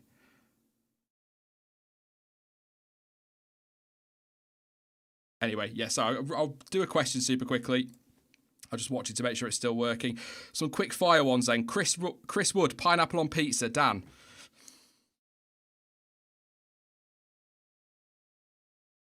Dan? Dan? He's trying to enter the competition. Give me that game. All right, pineapple on pizza. Zach. Pineapple he's gone. He's left. Down. Rip. Pineapple on pizza, Jonty. The answer is yes, by the way. What? Get out. No. No. Never. No. Oh, pineapple on pizza. Yes. No. Casting vote, Stuart. Problem is, I don't like pineapple full stop, whether it's on a Oh, pizza or anywhere. you're So no I good. just pineapple is my one. I hate it. Do not put it near me for food. All right then, That Jonty. Pineapple on pizza or Checo's pizza? Honestly, Checo's pizza. You're so wrong. Or even worse, Tom Bellingham's monstrosity. I Not even going there. The most impressive dish you can cook is Dan back. He can have that one if he is. Why did I come back at that point? Oh, crikey. A microwave curry? Something like that? I did a stir fry yesterday, actually. So I'll go with that. You did a stir fry? Which kind? Chicken, veg, chow mein kind of thing. It was quite nice, actually. Nice. Nice. I don't know what the best thing is I can cook, really. I was a chef, so name it, and I probably did it at some point. I can make a souffle, which I'm quite proud of, because they're not easy. No, they're not, and they don't deflate like a Balloon. 2013 Pirelli. No. You see. Campaign to get Sean on Bake Off starts here. Oh God, no! I couldn't deal with the language would be terrible. I can't deal with the pressure. Tom A says, "What's your favourite films?" Dan, your favourite film? Cars. Really? I just love the silence after he said it. What? That's all that needs to be said. I mean, it's the greatest film of all time. So, easy. Jonty? Something awesome. War Games. Mine is Stand By Me.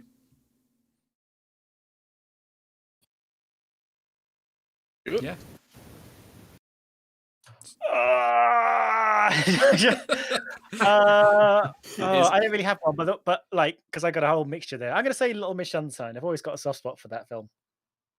It's a really good film, although it gets very weird in the last 10 minutes. Right, I'm going to roll this giveaway. Very exciting. And it hasn't worked. Yeah, I did. Something wasn't working there for some bizarre reason, which is massively annoying. So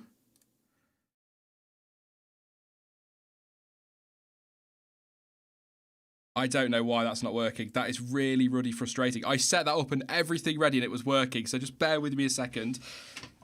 I will throw a question at these three to have a pop at answering, but I won't make it too difficult. Don't worry. Showing how you're capturing the sort of awkward, clumsy spirit of the original.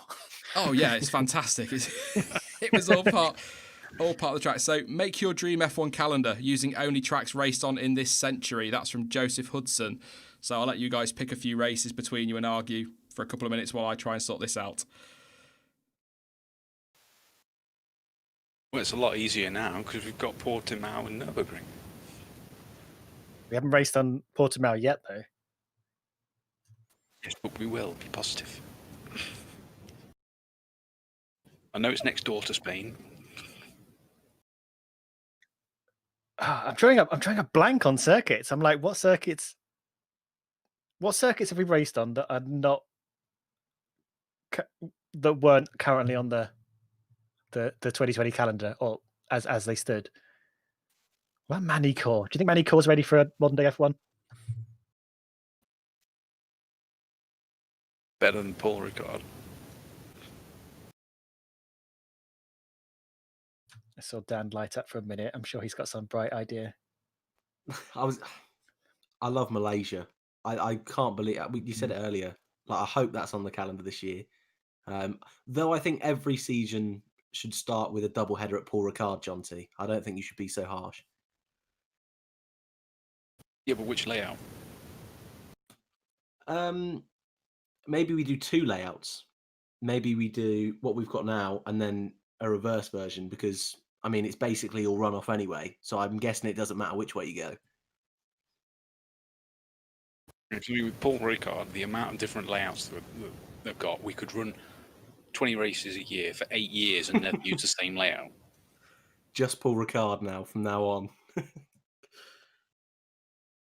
don't know when this whole quarantine pandemic thing started, and the main topic of discussion was, are we just going to do the entire season at Paul Ricard?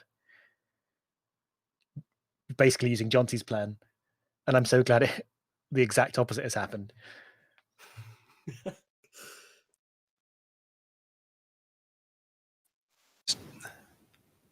See, the problem is, since 2000, there haven't been that many tracks. The calendar's been pretty static for a long time. We've dropped what's Sepang, Manicourt, Rebel, Valencia. but it came back. Sorry, Stewart, I didn't hear you. I've never heard of it. It had that one race. Remember the one race that was good? It was only good because Maldonado drove into everyone. That's why we need Maldonado back. Bring him back for this year, for the Imola, for the Mugello. Just Could you imagine having him at Baku? Every lap that run to turn 1, you should be absolutely crapping your pants.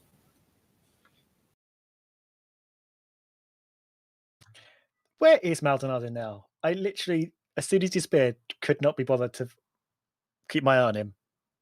I mean, I'm assuming he's nowhere near coming back again. He's not in Formula E, so therefore he's just completely off my radar now. He's been doing a lot of endurance stuff. You frequently see him in Le Mans, Daytona.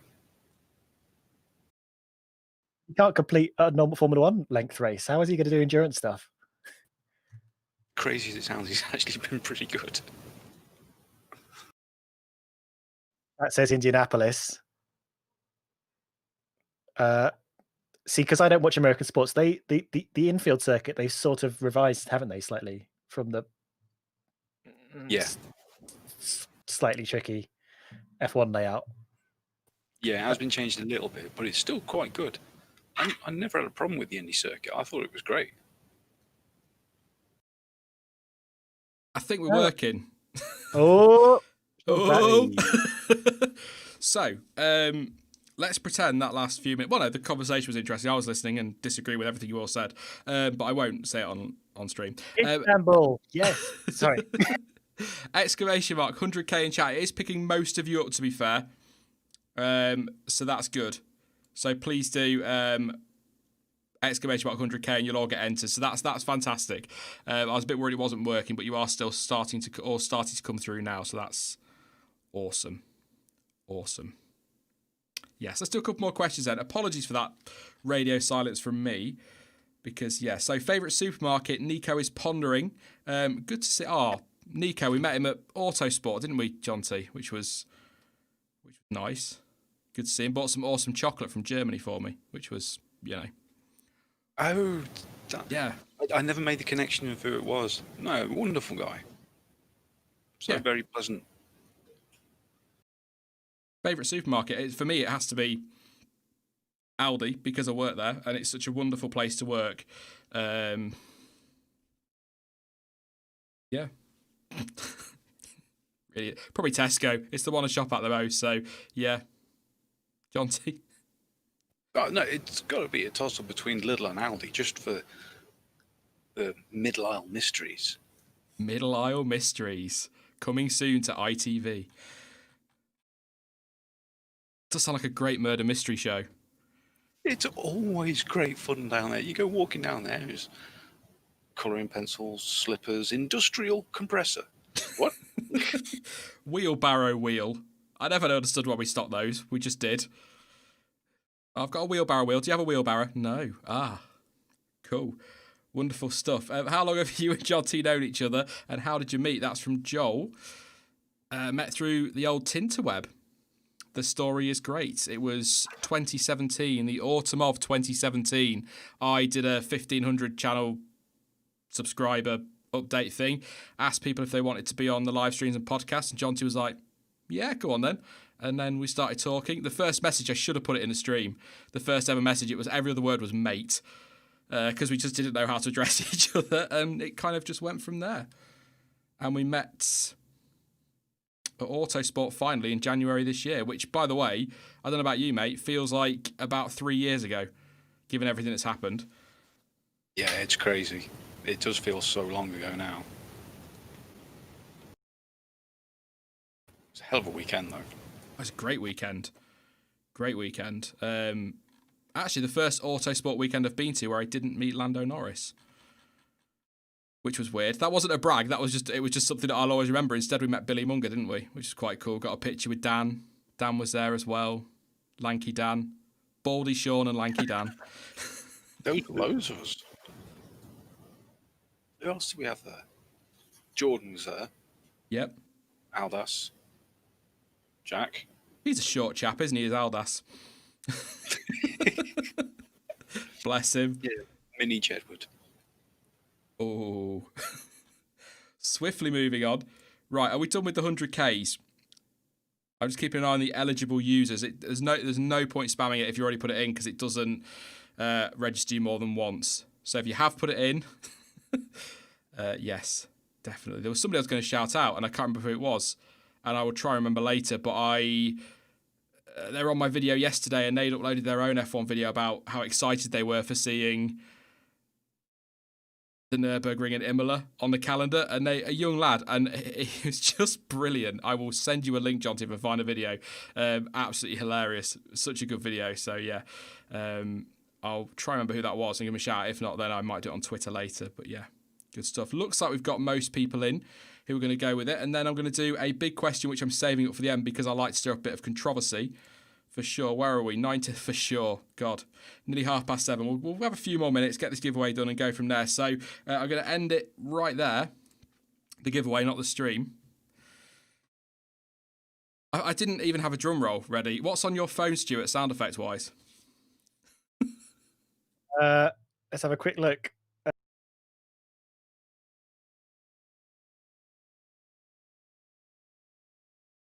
See, this is more tense than the actual giveaway. Wait and see what it's like fart noises or something. I don't know.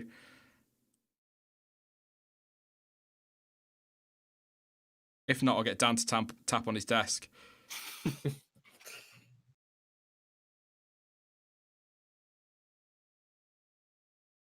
No?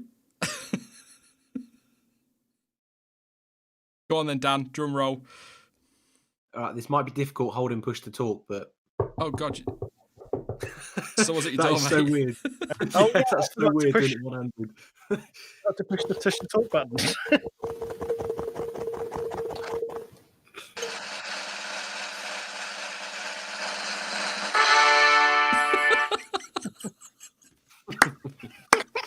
That's possibly the greatest thing I have ever heard.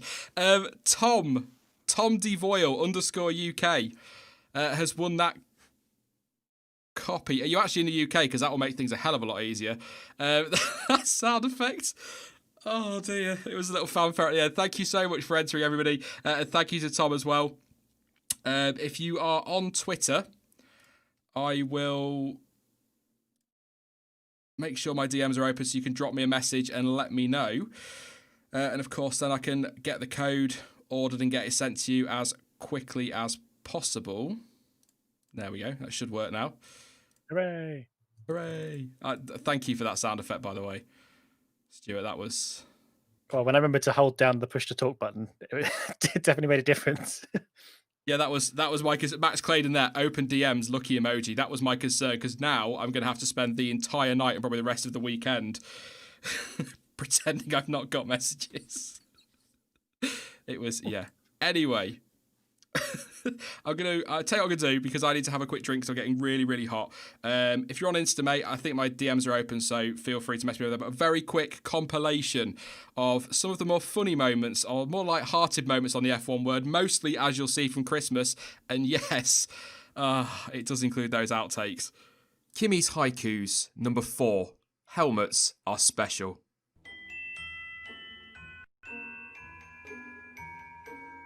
I wipe it so that I can see better. It protects my head.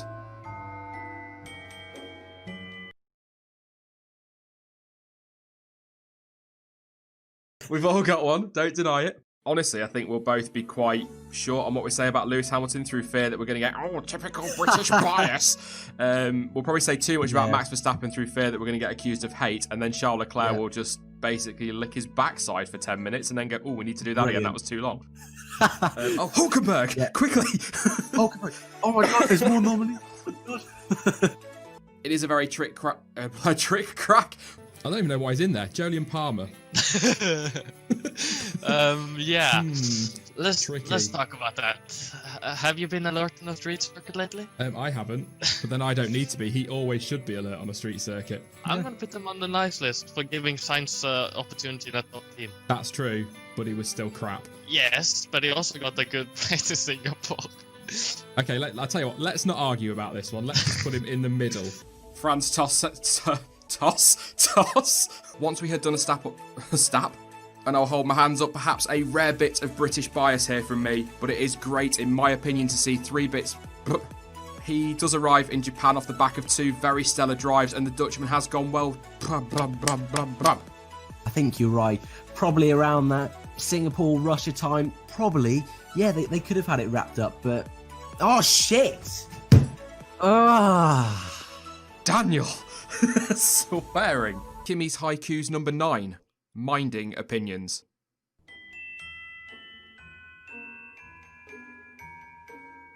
Motivation to race.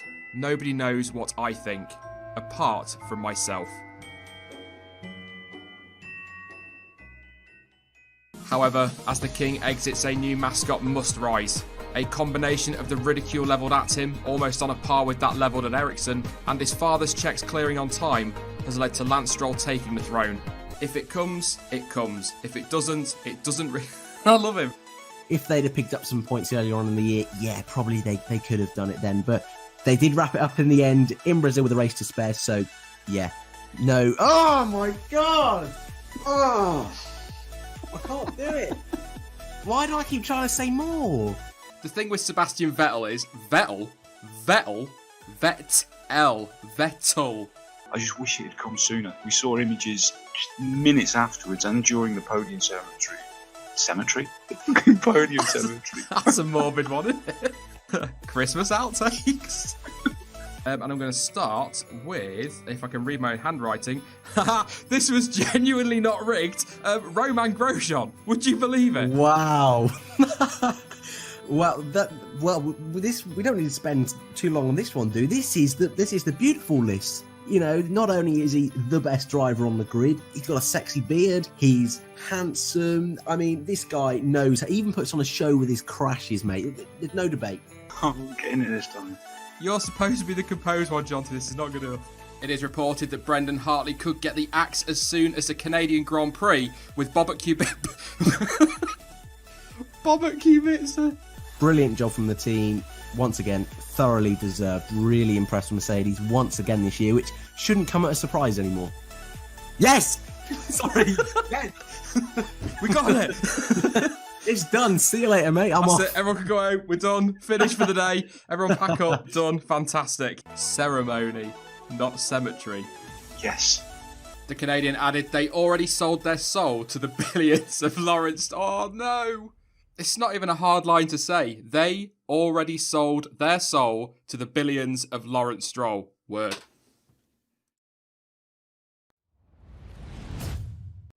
Yeah. There you go, Bobbert Ruddy Cubit. So that needs to be on a t-shirt or something. Absolutely does. They were the outtakes and some other bits as well from the Christmas streams that we've done in the past. I was just saying to the guys that when I moved PC or changed PCs around, I deleted the folder that had all my other outtakes in, so I had nothing more up to date. So I wanted to put those in just for those that haven't seen them, but I will make sure to keep saving my outtakes for future streams, maybe Christmas. I didn't get to do one last year for reasons, but hopefully do one this year, and there'll be some good ones in there. So yes, very much so. Right, I'm going to come to you guys in chat in just a moment, but I want to have this conversation. Final one from social media and the YouTube section comes from, is it Uzair Saeed? Says to stir up some controversy. Dun dun dun. Who do you? Try it again. Who to you are overrated and underrated rated drivers in F1? That's a real tough question. I should also say as well, Tom, I've got your message on Insta, mate. I've accepted it, so I'll give you a message after the stream. So we'll sort that out for you this weekend. It's a tough one. I was thinking about this because I saw it. I thought it'd be a good way to end it and a good little debate to finish off on. But in terms of overrated, see if chat can guess what I'm going to say. I'm going to say Bottas. I like him. He's a good driver. He does a fantastic job at Mercedes. But all this 2.0, 3.0, eventually 25.0 Bottas, all of the talk about him challenging Hamilton, he never quite gets there, and there always seems to be an excuse and a reason and blah, blah, blah, blah. And I just don't think he's as amazing as some people make him out to be. He's not. Saying somebody's overrated doesn't mean they're a bad driver. I just don't think a lot of the hype behind him is fair when you consider there are drivers like Perez who nobody says a word about. He's a good guy, good driver. Again, the job he's doing at Mercedes is absolutely spot on, but I just do not buy into these Bottas 2.0 and 3.0 things. So I think it's more... I don't think he's overrated in an F1 sense. I don't think like the F1 teams or anybody like that overrates him. But in terms of fan reaction, I think he is massively overrated. I'm going to sit back and watch chat explode. Expect that. You're normally quite hot on Bottas on a normal day.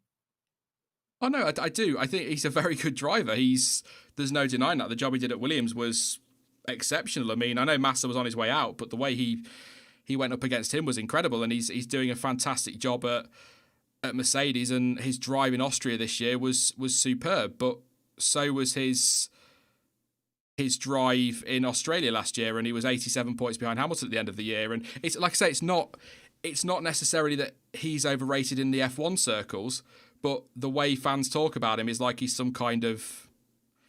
He's not on the level of Hamilton, and people, unless Hamilton has massive reliability problems this year, Bottas will not win the championship. And I want to come back to this stream in 6 months' time and be wrong, because I really like him, because he's a really nice guy. But he's not a bad driver. So people getting upset, I'm not saying he's a bad driver at all. It's always the crux of the problem when you make these debates about overrated, underrated. So many people automatically assume you're saying they're rubbish. Clearly, Bottas is not rubbish.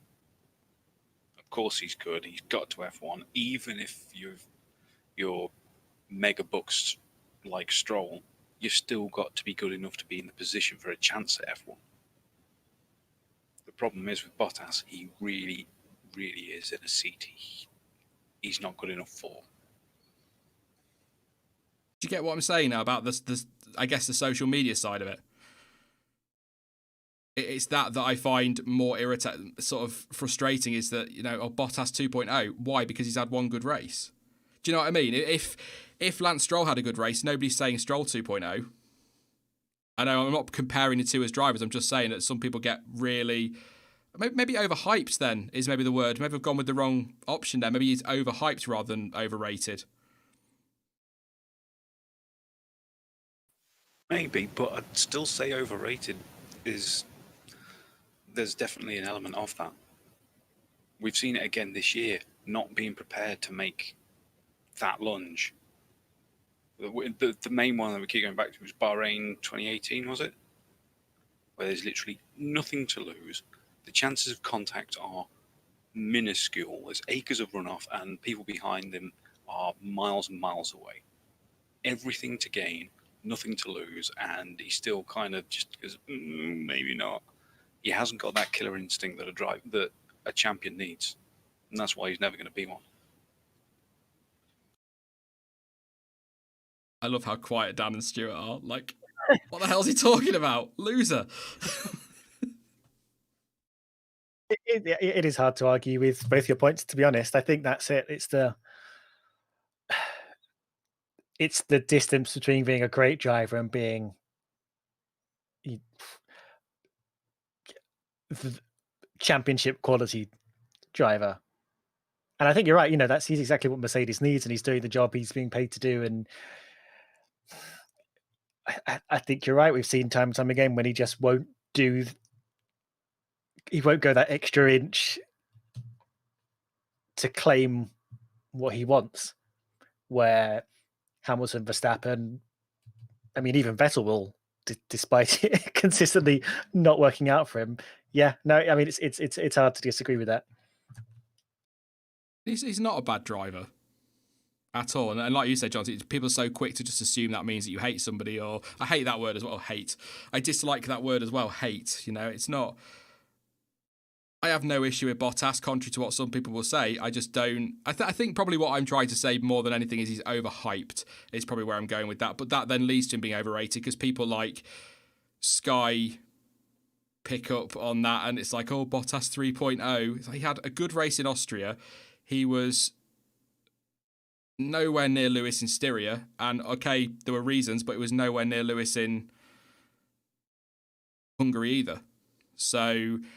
that's the part I don't buy into, is the sudden, every time he has a good race, he's suddenly this completely different driver, and he's not. And he's an incredibly good driver. Again, that job at Williams, I always go back to that, and I remember talking about him as this driver who had so much potential to go on and do something incredibly special. And we should never forget that he may never win a driver's championship, but he's part of something so special at Mercedes, and he is winning constructors' championships with them. And without him, they may not be. He does a great job there. There's no denying that. So, yeah, that's my defence, but also my, I guess, attack, Dan, on Bottas. But, yeah, I just think people just need to chill out sometimes. If he goes on a run of 3 or 4 phenomenal... If he had, like, Austria and then did 3 more races like that again, yeah, let's talk about Bottas 2.0. But until then, until he can do what a Hamilton or a Verstappen can do, where they go on a run, I just can't get behind that.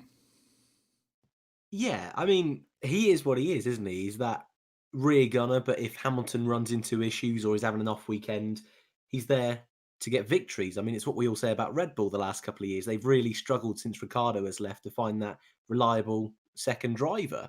And I don't know if I'd say Bottas is overrated, because I think a lot of people understand the role he plays. I think there's certainly a few people that think he has the ability to take the fight to Hamilton.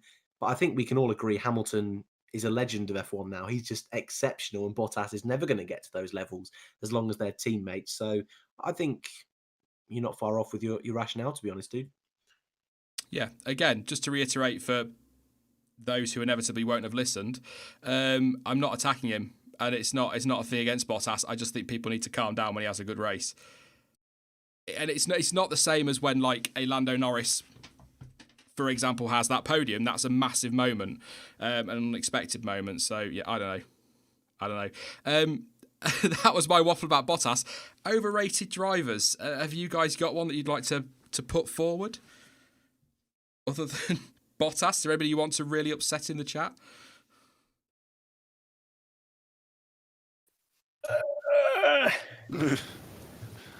Stuart's going to say Hamilton. You watch. It was tricky. I was looking at the list of drivers, and I'm kind of thinking, well, how much are these drivers rated compared to how good they are? And I don't think like common perception is that far off. I think, to be honest, Kimi might be a bit overrated, especially like now. I think we spoke about this in a number of ways. He is sort of making up the numbers now, and he's a good driver, but I think he's kind of quite a few years past his prime, and we all sort of cling on to classic Raikkonen in our minds. But I think modern Raikkonen is sort of, not you know what I'm saying. I think we don't want to admit it, but Raikkonen is kind of not super anymore. I mean, we're really doubling down on the fan favourites here, aren't we? Lando Norris, what a waste of space. George who? Yeah. I was trying to phrase it in a way that doesn't, get cancelled. But no, I mean, I think it happens. It happens to everyone in the end. And I think that's where we are with Raikkonen now. I will ask... I'll go to Jonty for one more overrated, and then we'll move to underrated. Well, I was just going to say, be careful in what you say, even as a joke about Lando, because he has a way of finding these things and showing it to 12,000 people on Twitch. We love you, Lando. That's brilliant.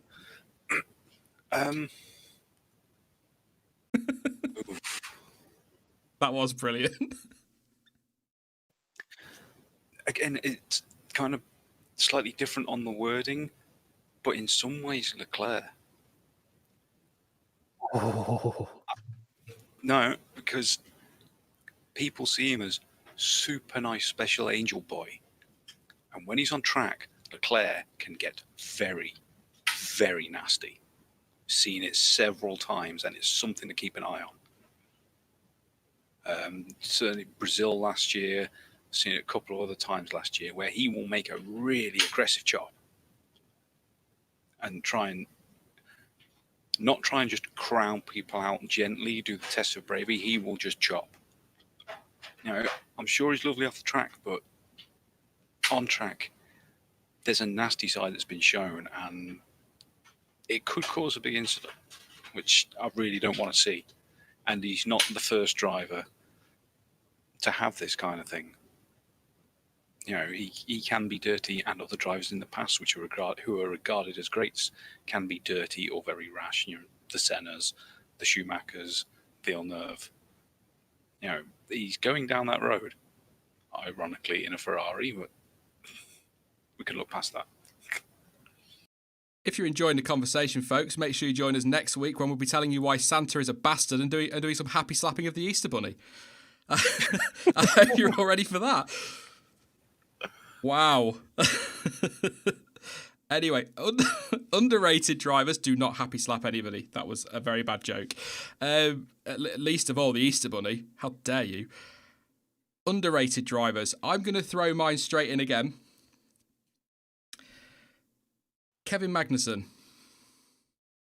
is my my driver for underrated. And I know people will be saying, Perez is underrated and people like that. But yeah, he is as I said in that video a couple of years ago, my most frustrating driver. And the prime example of that is what happened in Japan in 2018. Stunning move around the outside of Leclerc. 2 corners later, he's been a prat on the straight. That is K-Mag summed up. But he is a damn sight quicker than a lot of people seem to realise. And he, I think, has got a lot to offer that midfield. And I think he's a very, very good driver. And I don't think you'll ever see him in a Ferrari or a Red Bull or a Mercedes, and possibly that's his reputation that will do that. But I think he is one of those in the same bracket as Perez who would do very well in we saw it at Haas, didn't we, when they were pretty decent, very, very well in a good car in that midfield, and I think he deserves a lot of credit for that one. So K-Mag is mine, Dan. apart from the obvious, underrated drivers? I'm still picking my jaw up off the floor after what Jonty said, to be totally honest. Underrated. I think Latifi's done a good job this year. I think people are sleep. I don't think he's anything incredible, but he's done a good job. You know what? I think the one that sticks out to me is Pierre Gasly. I think a lot of people get caught up on his time at Red Bull, which I think we can all agree wasn't great. That's an understatement. But that first full season he had at Toro Rosso was very impressive. That incredible race he had in Bahrain, was it? 4th place. And very comfortable in 4th place in a car which should have been nowhere near 4th place, comfortably outscored Brendan Hartley. And ever since he's gone back to Toro Rosso, has pretty much demolished Danny Kvyat and has continued that trend even into this season. Even last weekend, his car was breaking down every session, and yet he still sneaked it into Q3 and was in front of Danny Kvyat in the race for the 10 laps or so he was in it. So, yeah, I think Pierre is one that I think a lot of people don't recognise for how good, or quite how good he is. Yeah, I think he was, we've had all the shock podiums with, I say all 3 of them or whatever, or 4 with Kvyat and Norris and Sainz. For me, the Gasly one was the most emotional one and the one I was most happy for, because everything he'd been through to get up on that podium and just the middle finger that he could have given, I think that was the perfect way to do it. But yeah, that's a good shout. Is Gasly? What do you reckon, Stuart, as an underrated driver? Yeah, I think you got quite a lot to pick with the sort of non-Verstappen Red Bull Junior lot, because they sort of hit the bin in a very unceremonious way, the same way Kvyat actually, and a little bit Albon, because I think Albon in particular, I think he's doing a fine job. He's still quite early on in his career, but already you're hearing the mumblings from Red Bull about, we're giving him a chance. We're giving him the strength to grow, which is always the the last thing you hear before you're chucked out of the sport by Dr. Marco in his evil lair in the Austrian mountains. Oh yeah, I think Gasly, Kvyat, and Albon are all solid drivers that I think are sort of framed in this weird way of being sort of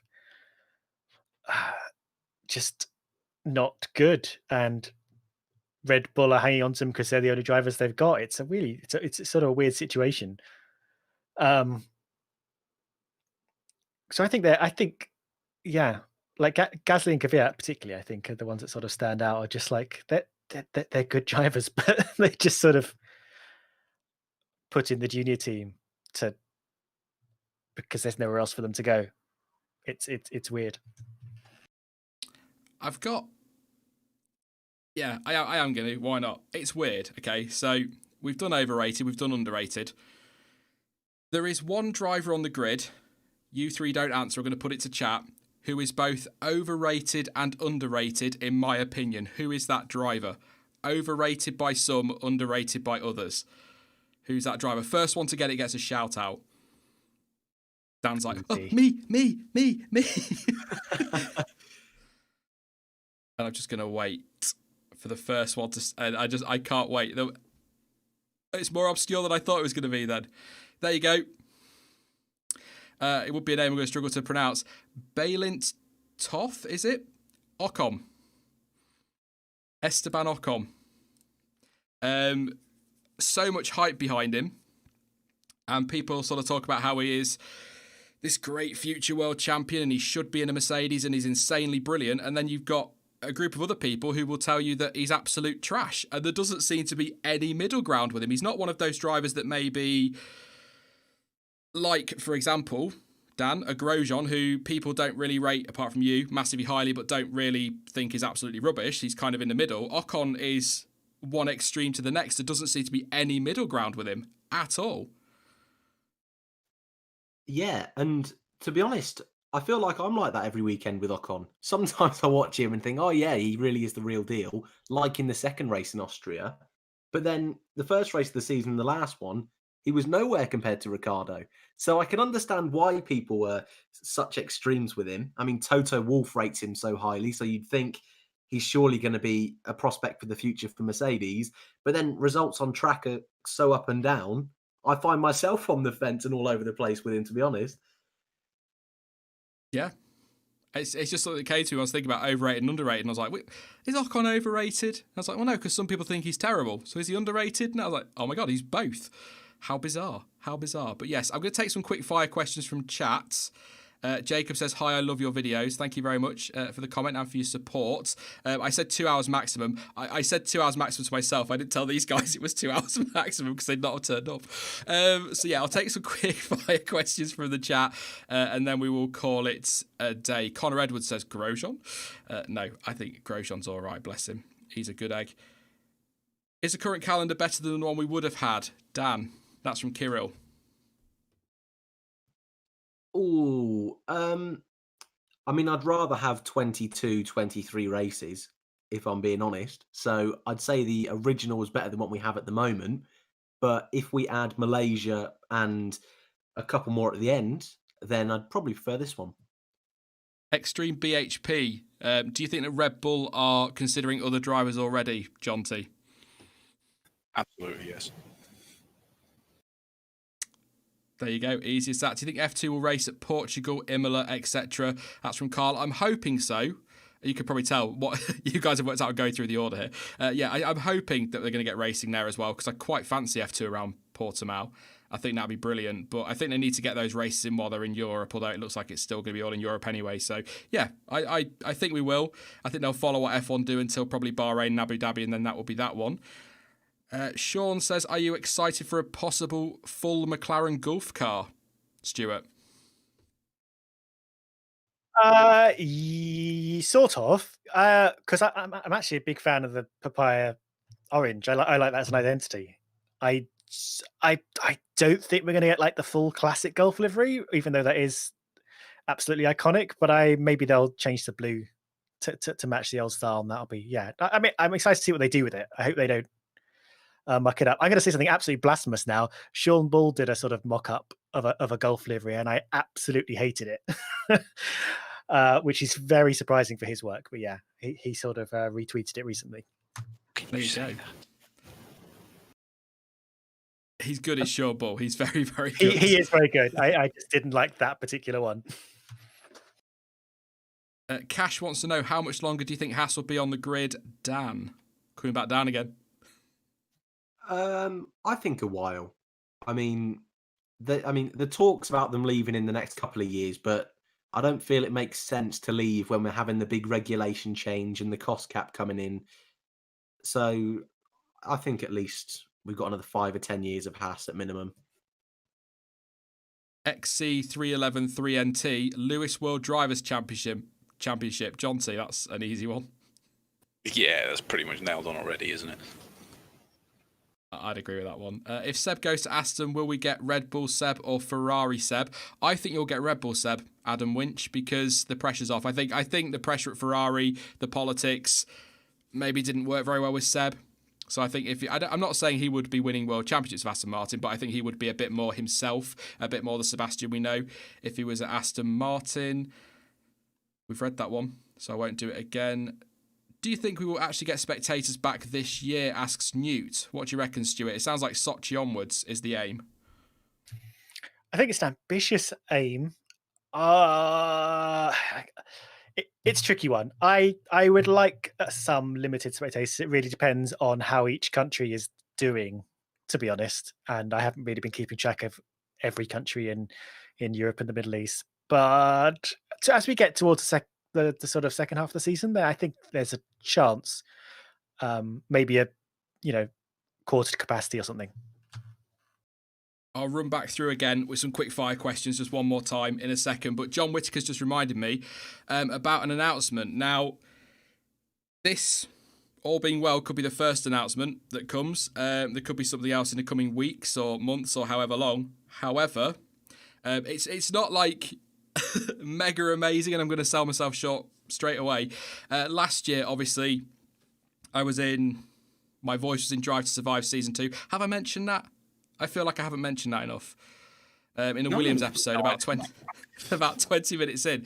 And earlier this week, I was approached by some people in the Netherlands who are making a documentary film about Zandvoort's return to Formula One, and they've taken and licensed some of my audio, which is going to feature in that film, which will debut in September at the Dutch Film Festival. So my happy announcement for the 100k stream, maybe not as pumped as I was for the Drive to Survive thing, but I will be featuring, if you live in the Netherlands, I will be in an hour-long film.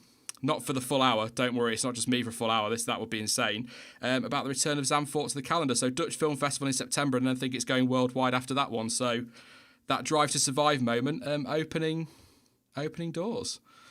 So yeah, that was my little announcement for today, which I'm proud of. Like I say, the Drive to Survive thing, you had to pick me up off the floor. I managed to keep that quiet for ages, and then I told Jonty, and he was just like, "You what?" But yeah, so that's pretty cool. So if you are a follower from the Netherlands, you will hear me if you watch that film about the Zandvoort return, which I'm also very looking forward to. Shame it couldn't be this year, but really looking forward to seeing that next year. So yes, the next step in the channel's hopefully incredibly bright future, or not. We'll see. We'll go 4 more questions then. Quick fire again. Starting with you again, Dan. John Stout wants to know if Lando is a future world champion. No. Whoa. We love you, Lando. Love you, Lando. Okay. Yep. Do you think Mick Schumacher will be able to get into F1 next year or 2022? That's from David Wong. What do you reckon, Jonty?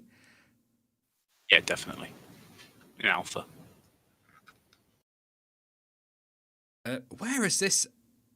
Is it the same Sasa? Is it Sasa Bolter? Why do you hate dogs? I got that in my comment section. Was it you? I got that in my comment section one day. I was like, what the hell? When have I ever said I hate dogs? I do not hate dogs. I love dogs. In fact, out of all the pets I could possibly have, sorry, Jonty, sorry, Stuart, it would be a dog any day of the week. I hate cats. What made us think we wanted to be your pet? Well, no, I did. That did sound like that, didn't it? Yeah. I'm going to need a bigger garden. Right. Yeah. And the final one was... There it is, from Joseph for you, Stuart. How long until Russell gets the Mercedes seat? If he does at all, of course. Probably...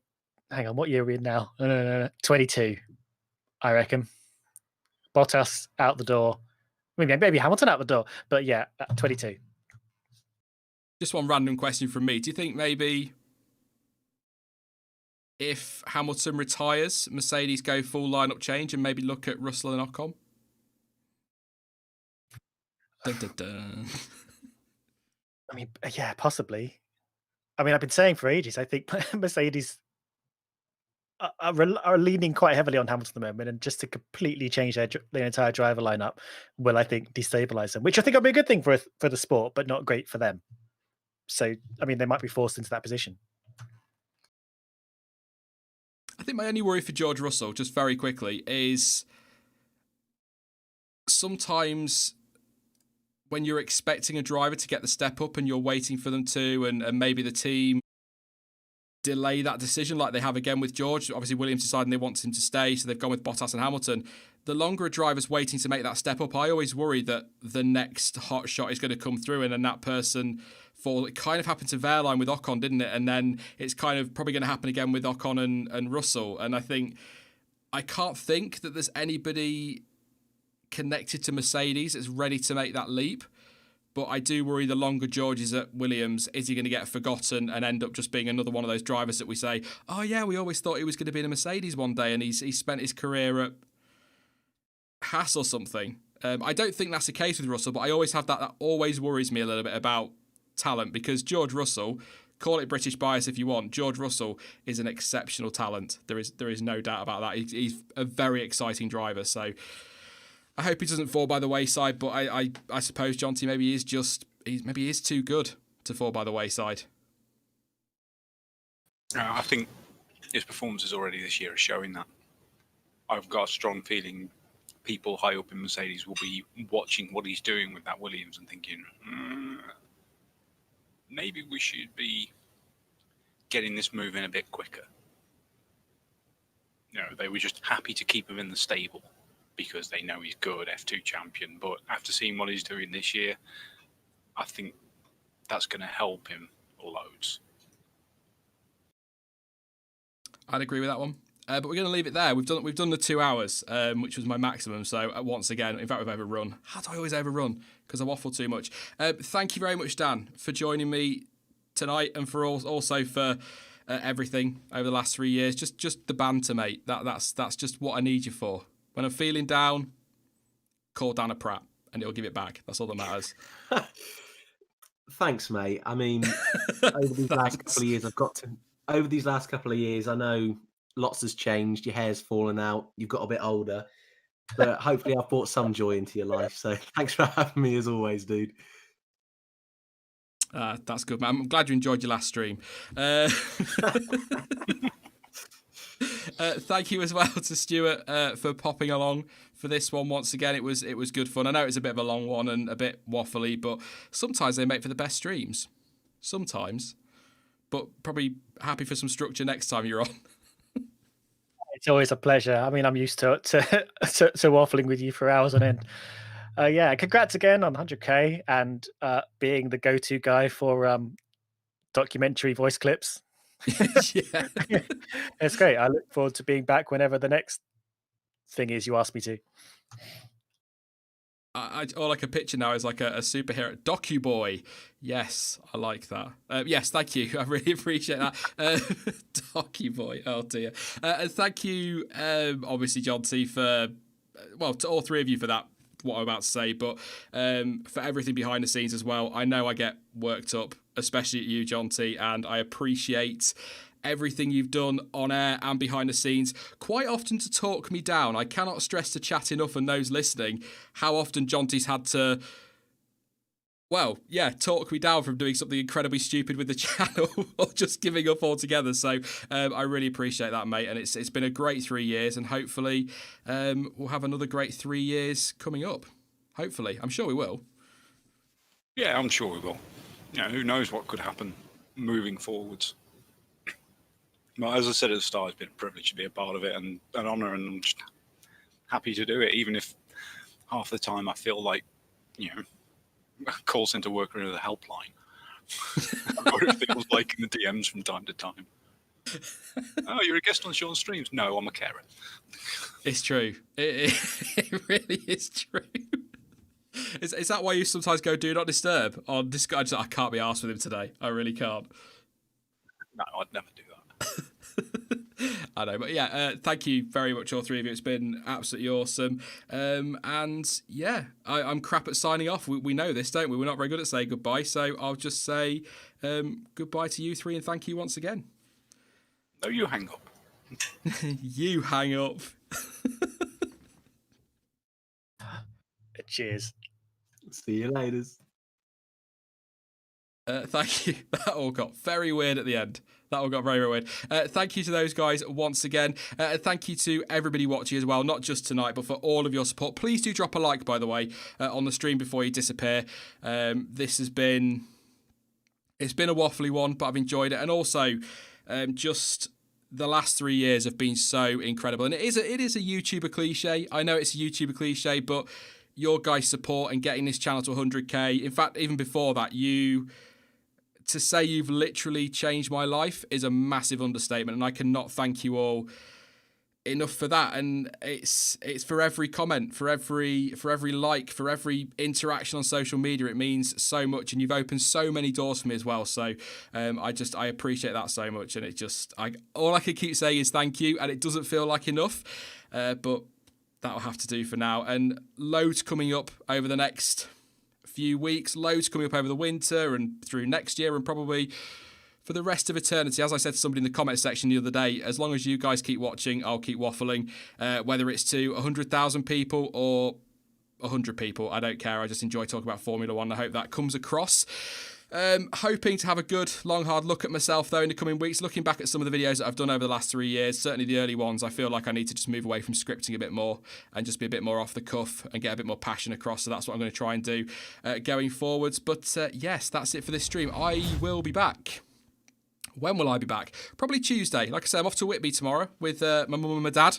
We're sticking to rules, 2 households and all of that. So going to go and get some nice sea air and relax for the day. And then back to it next week. Probably next video will be on Tuesday.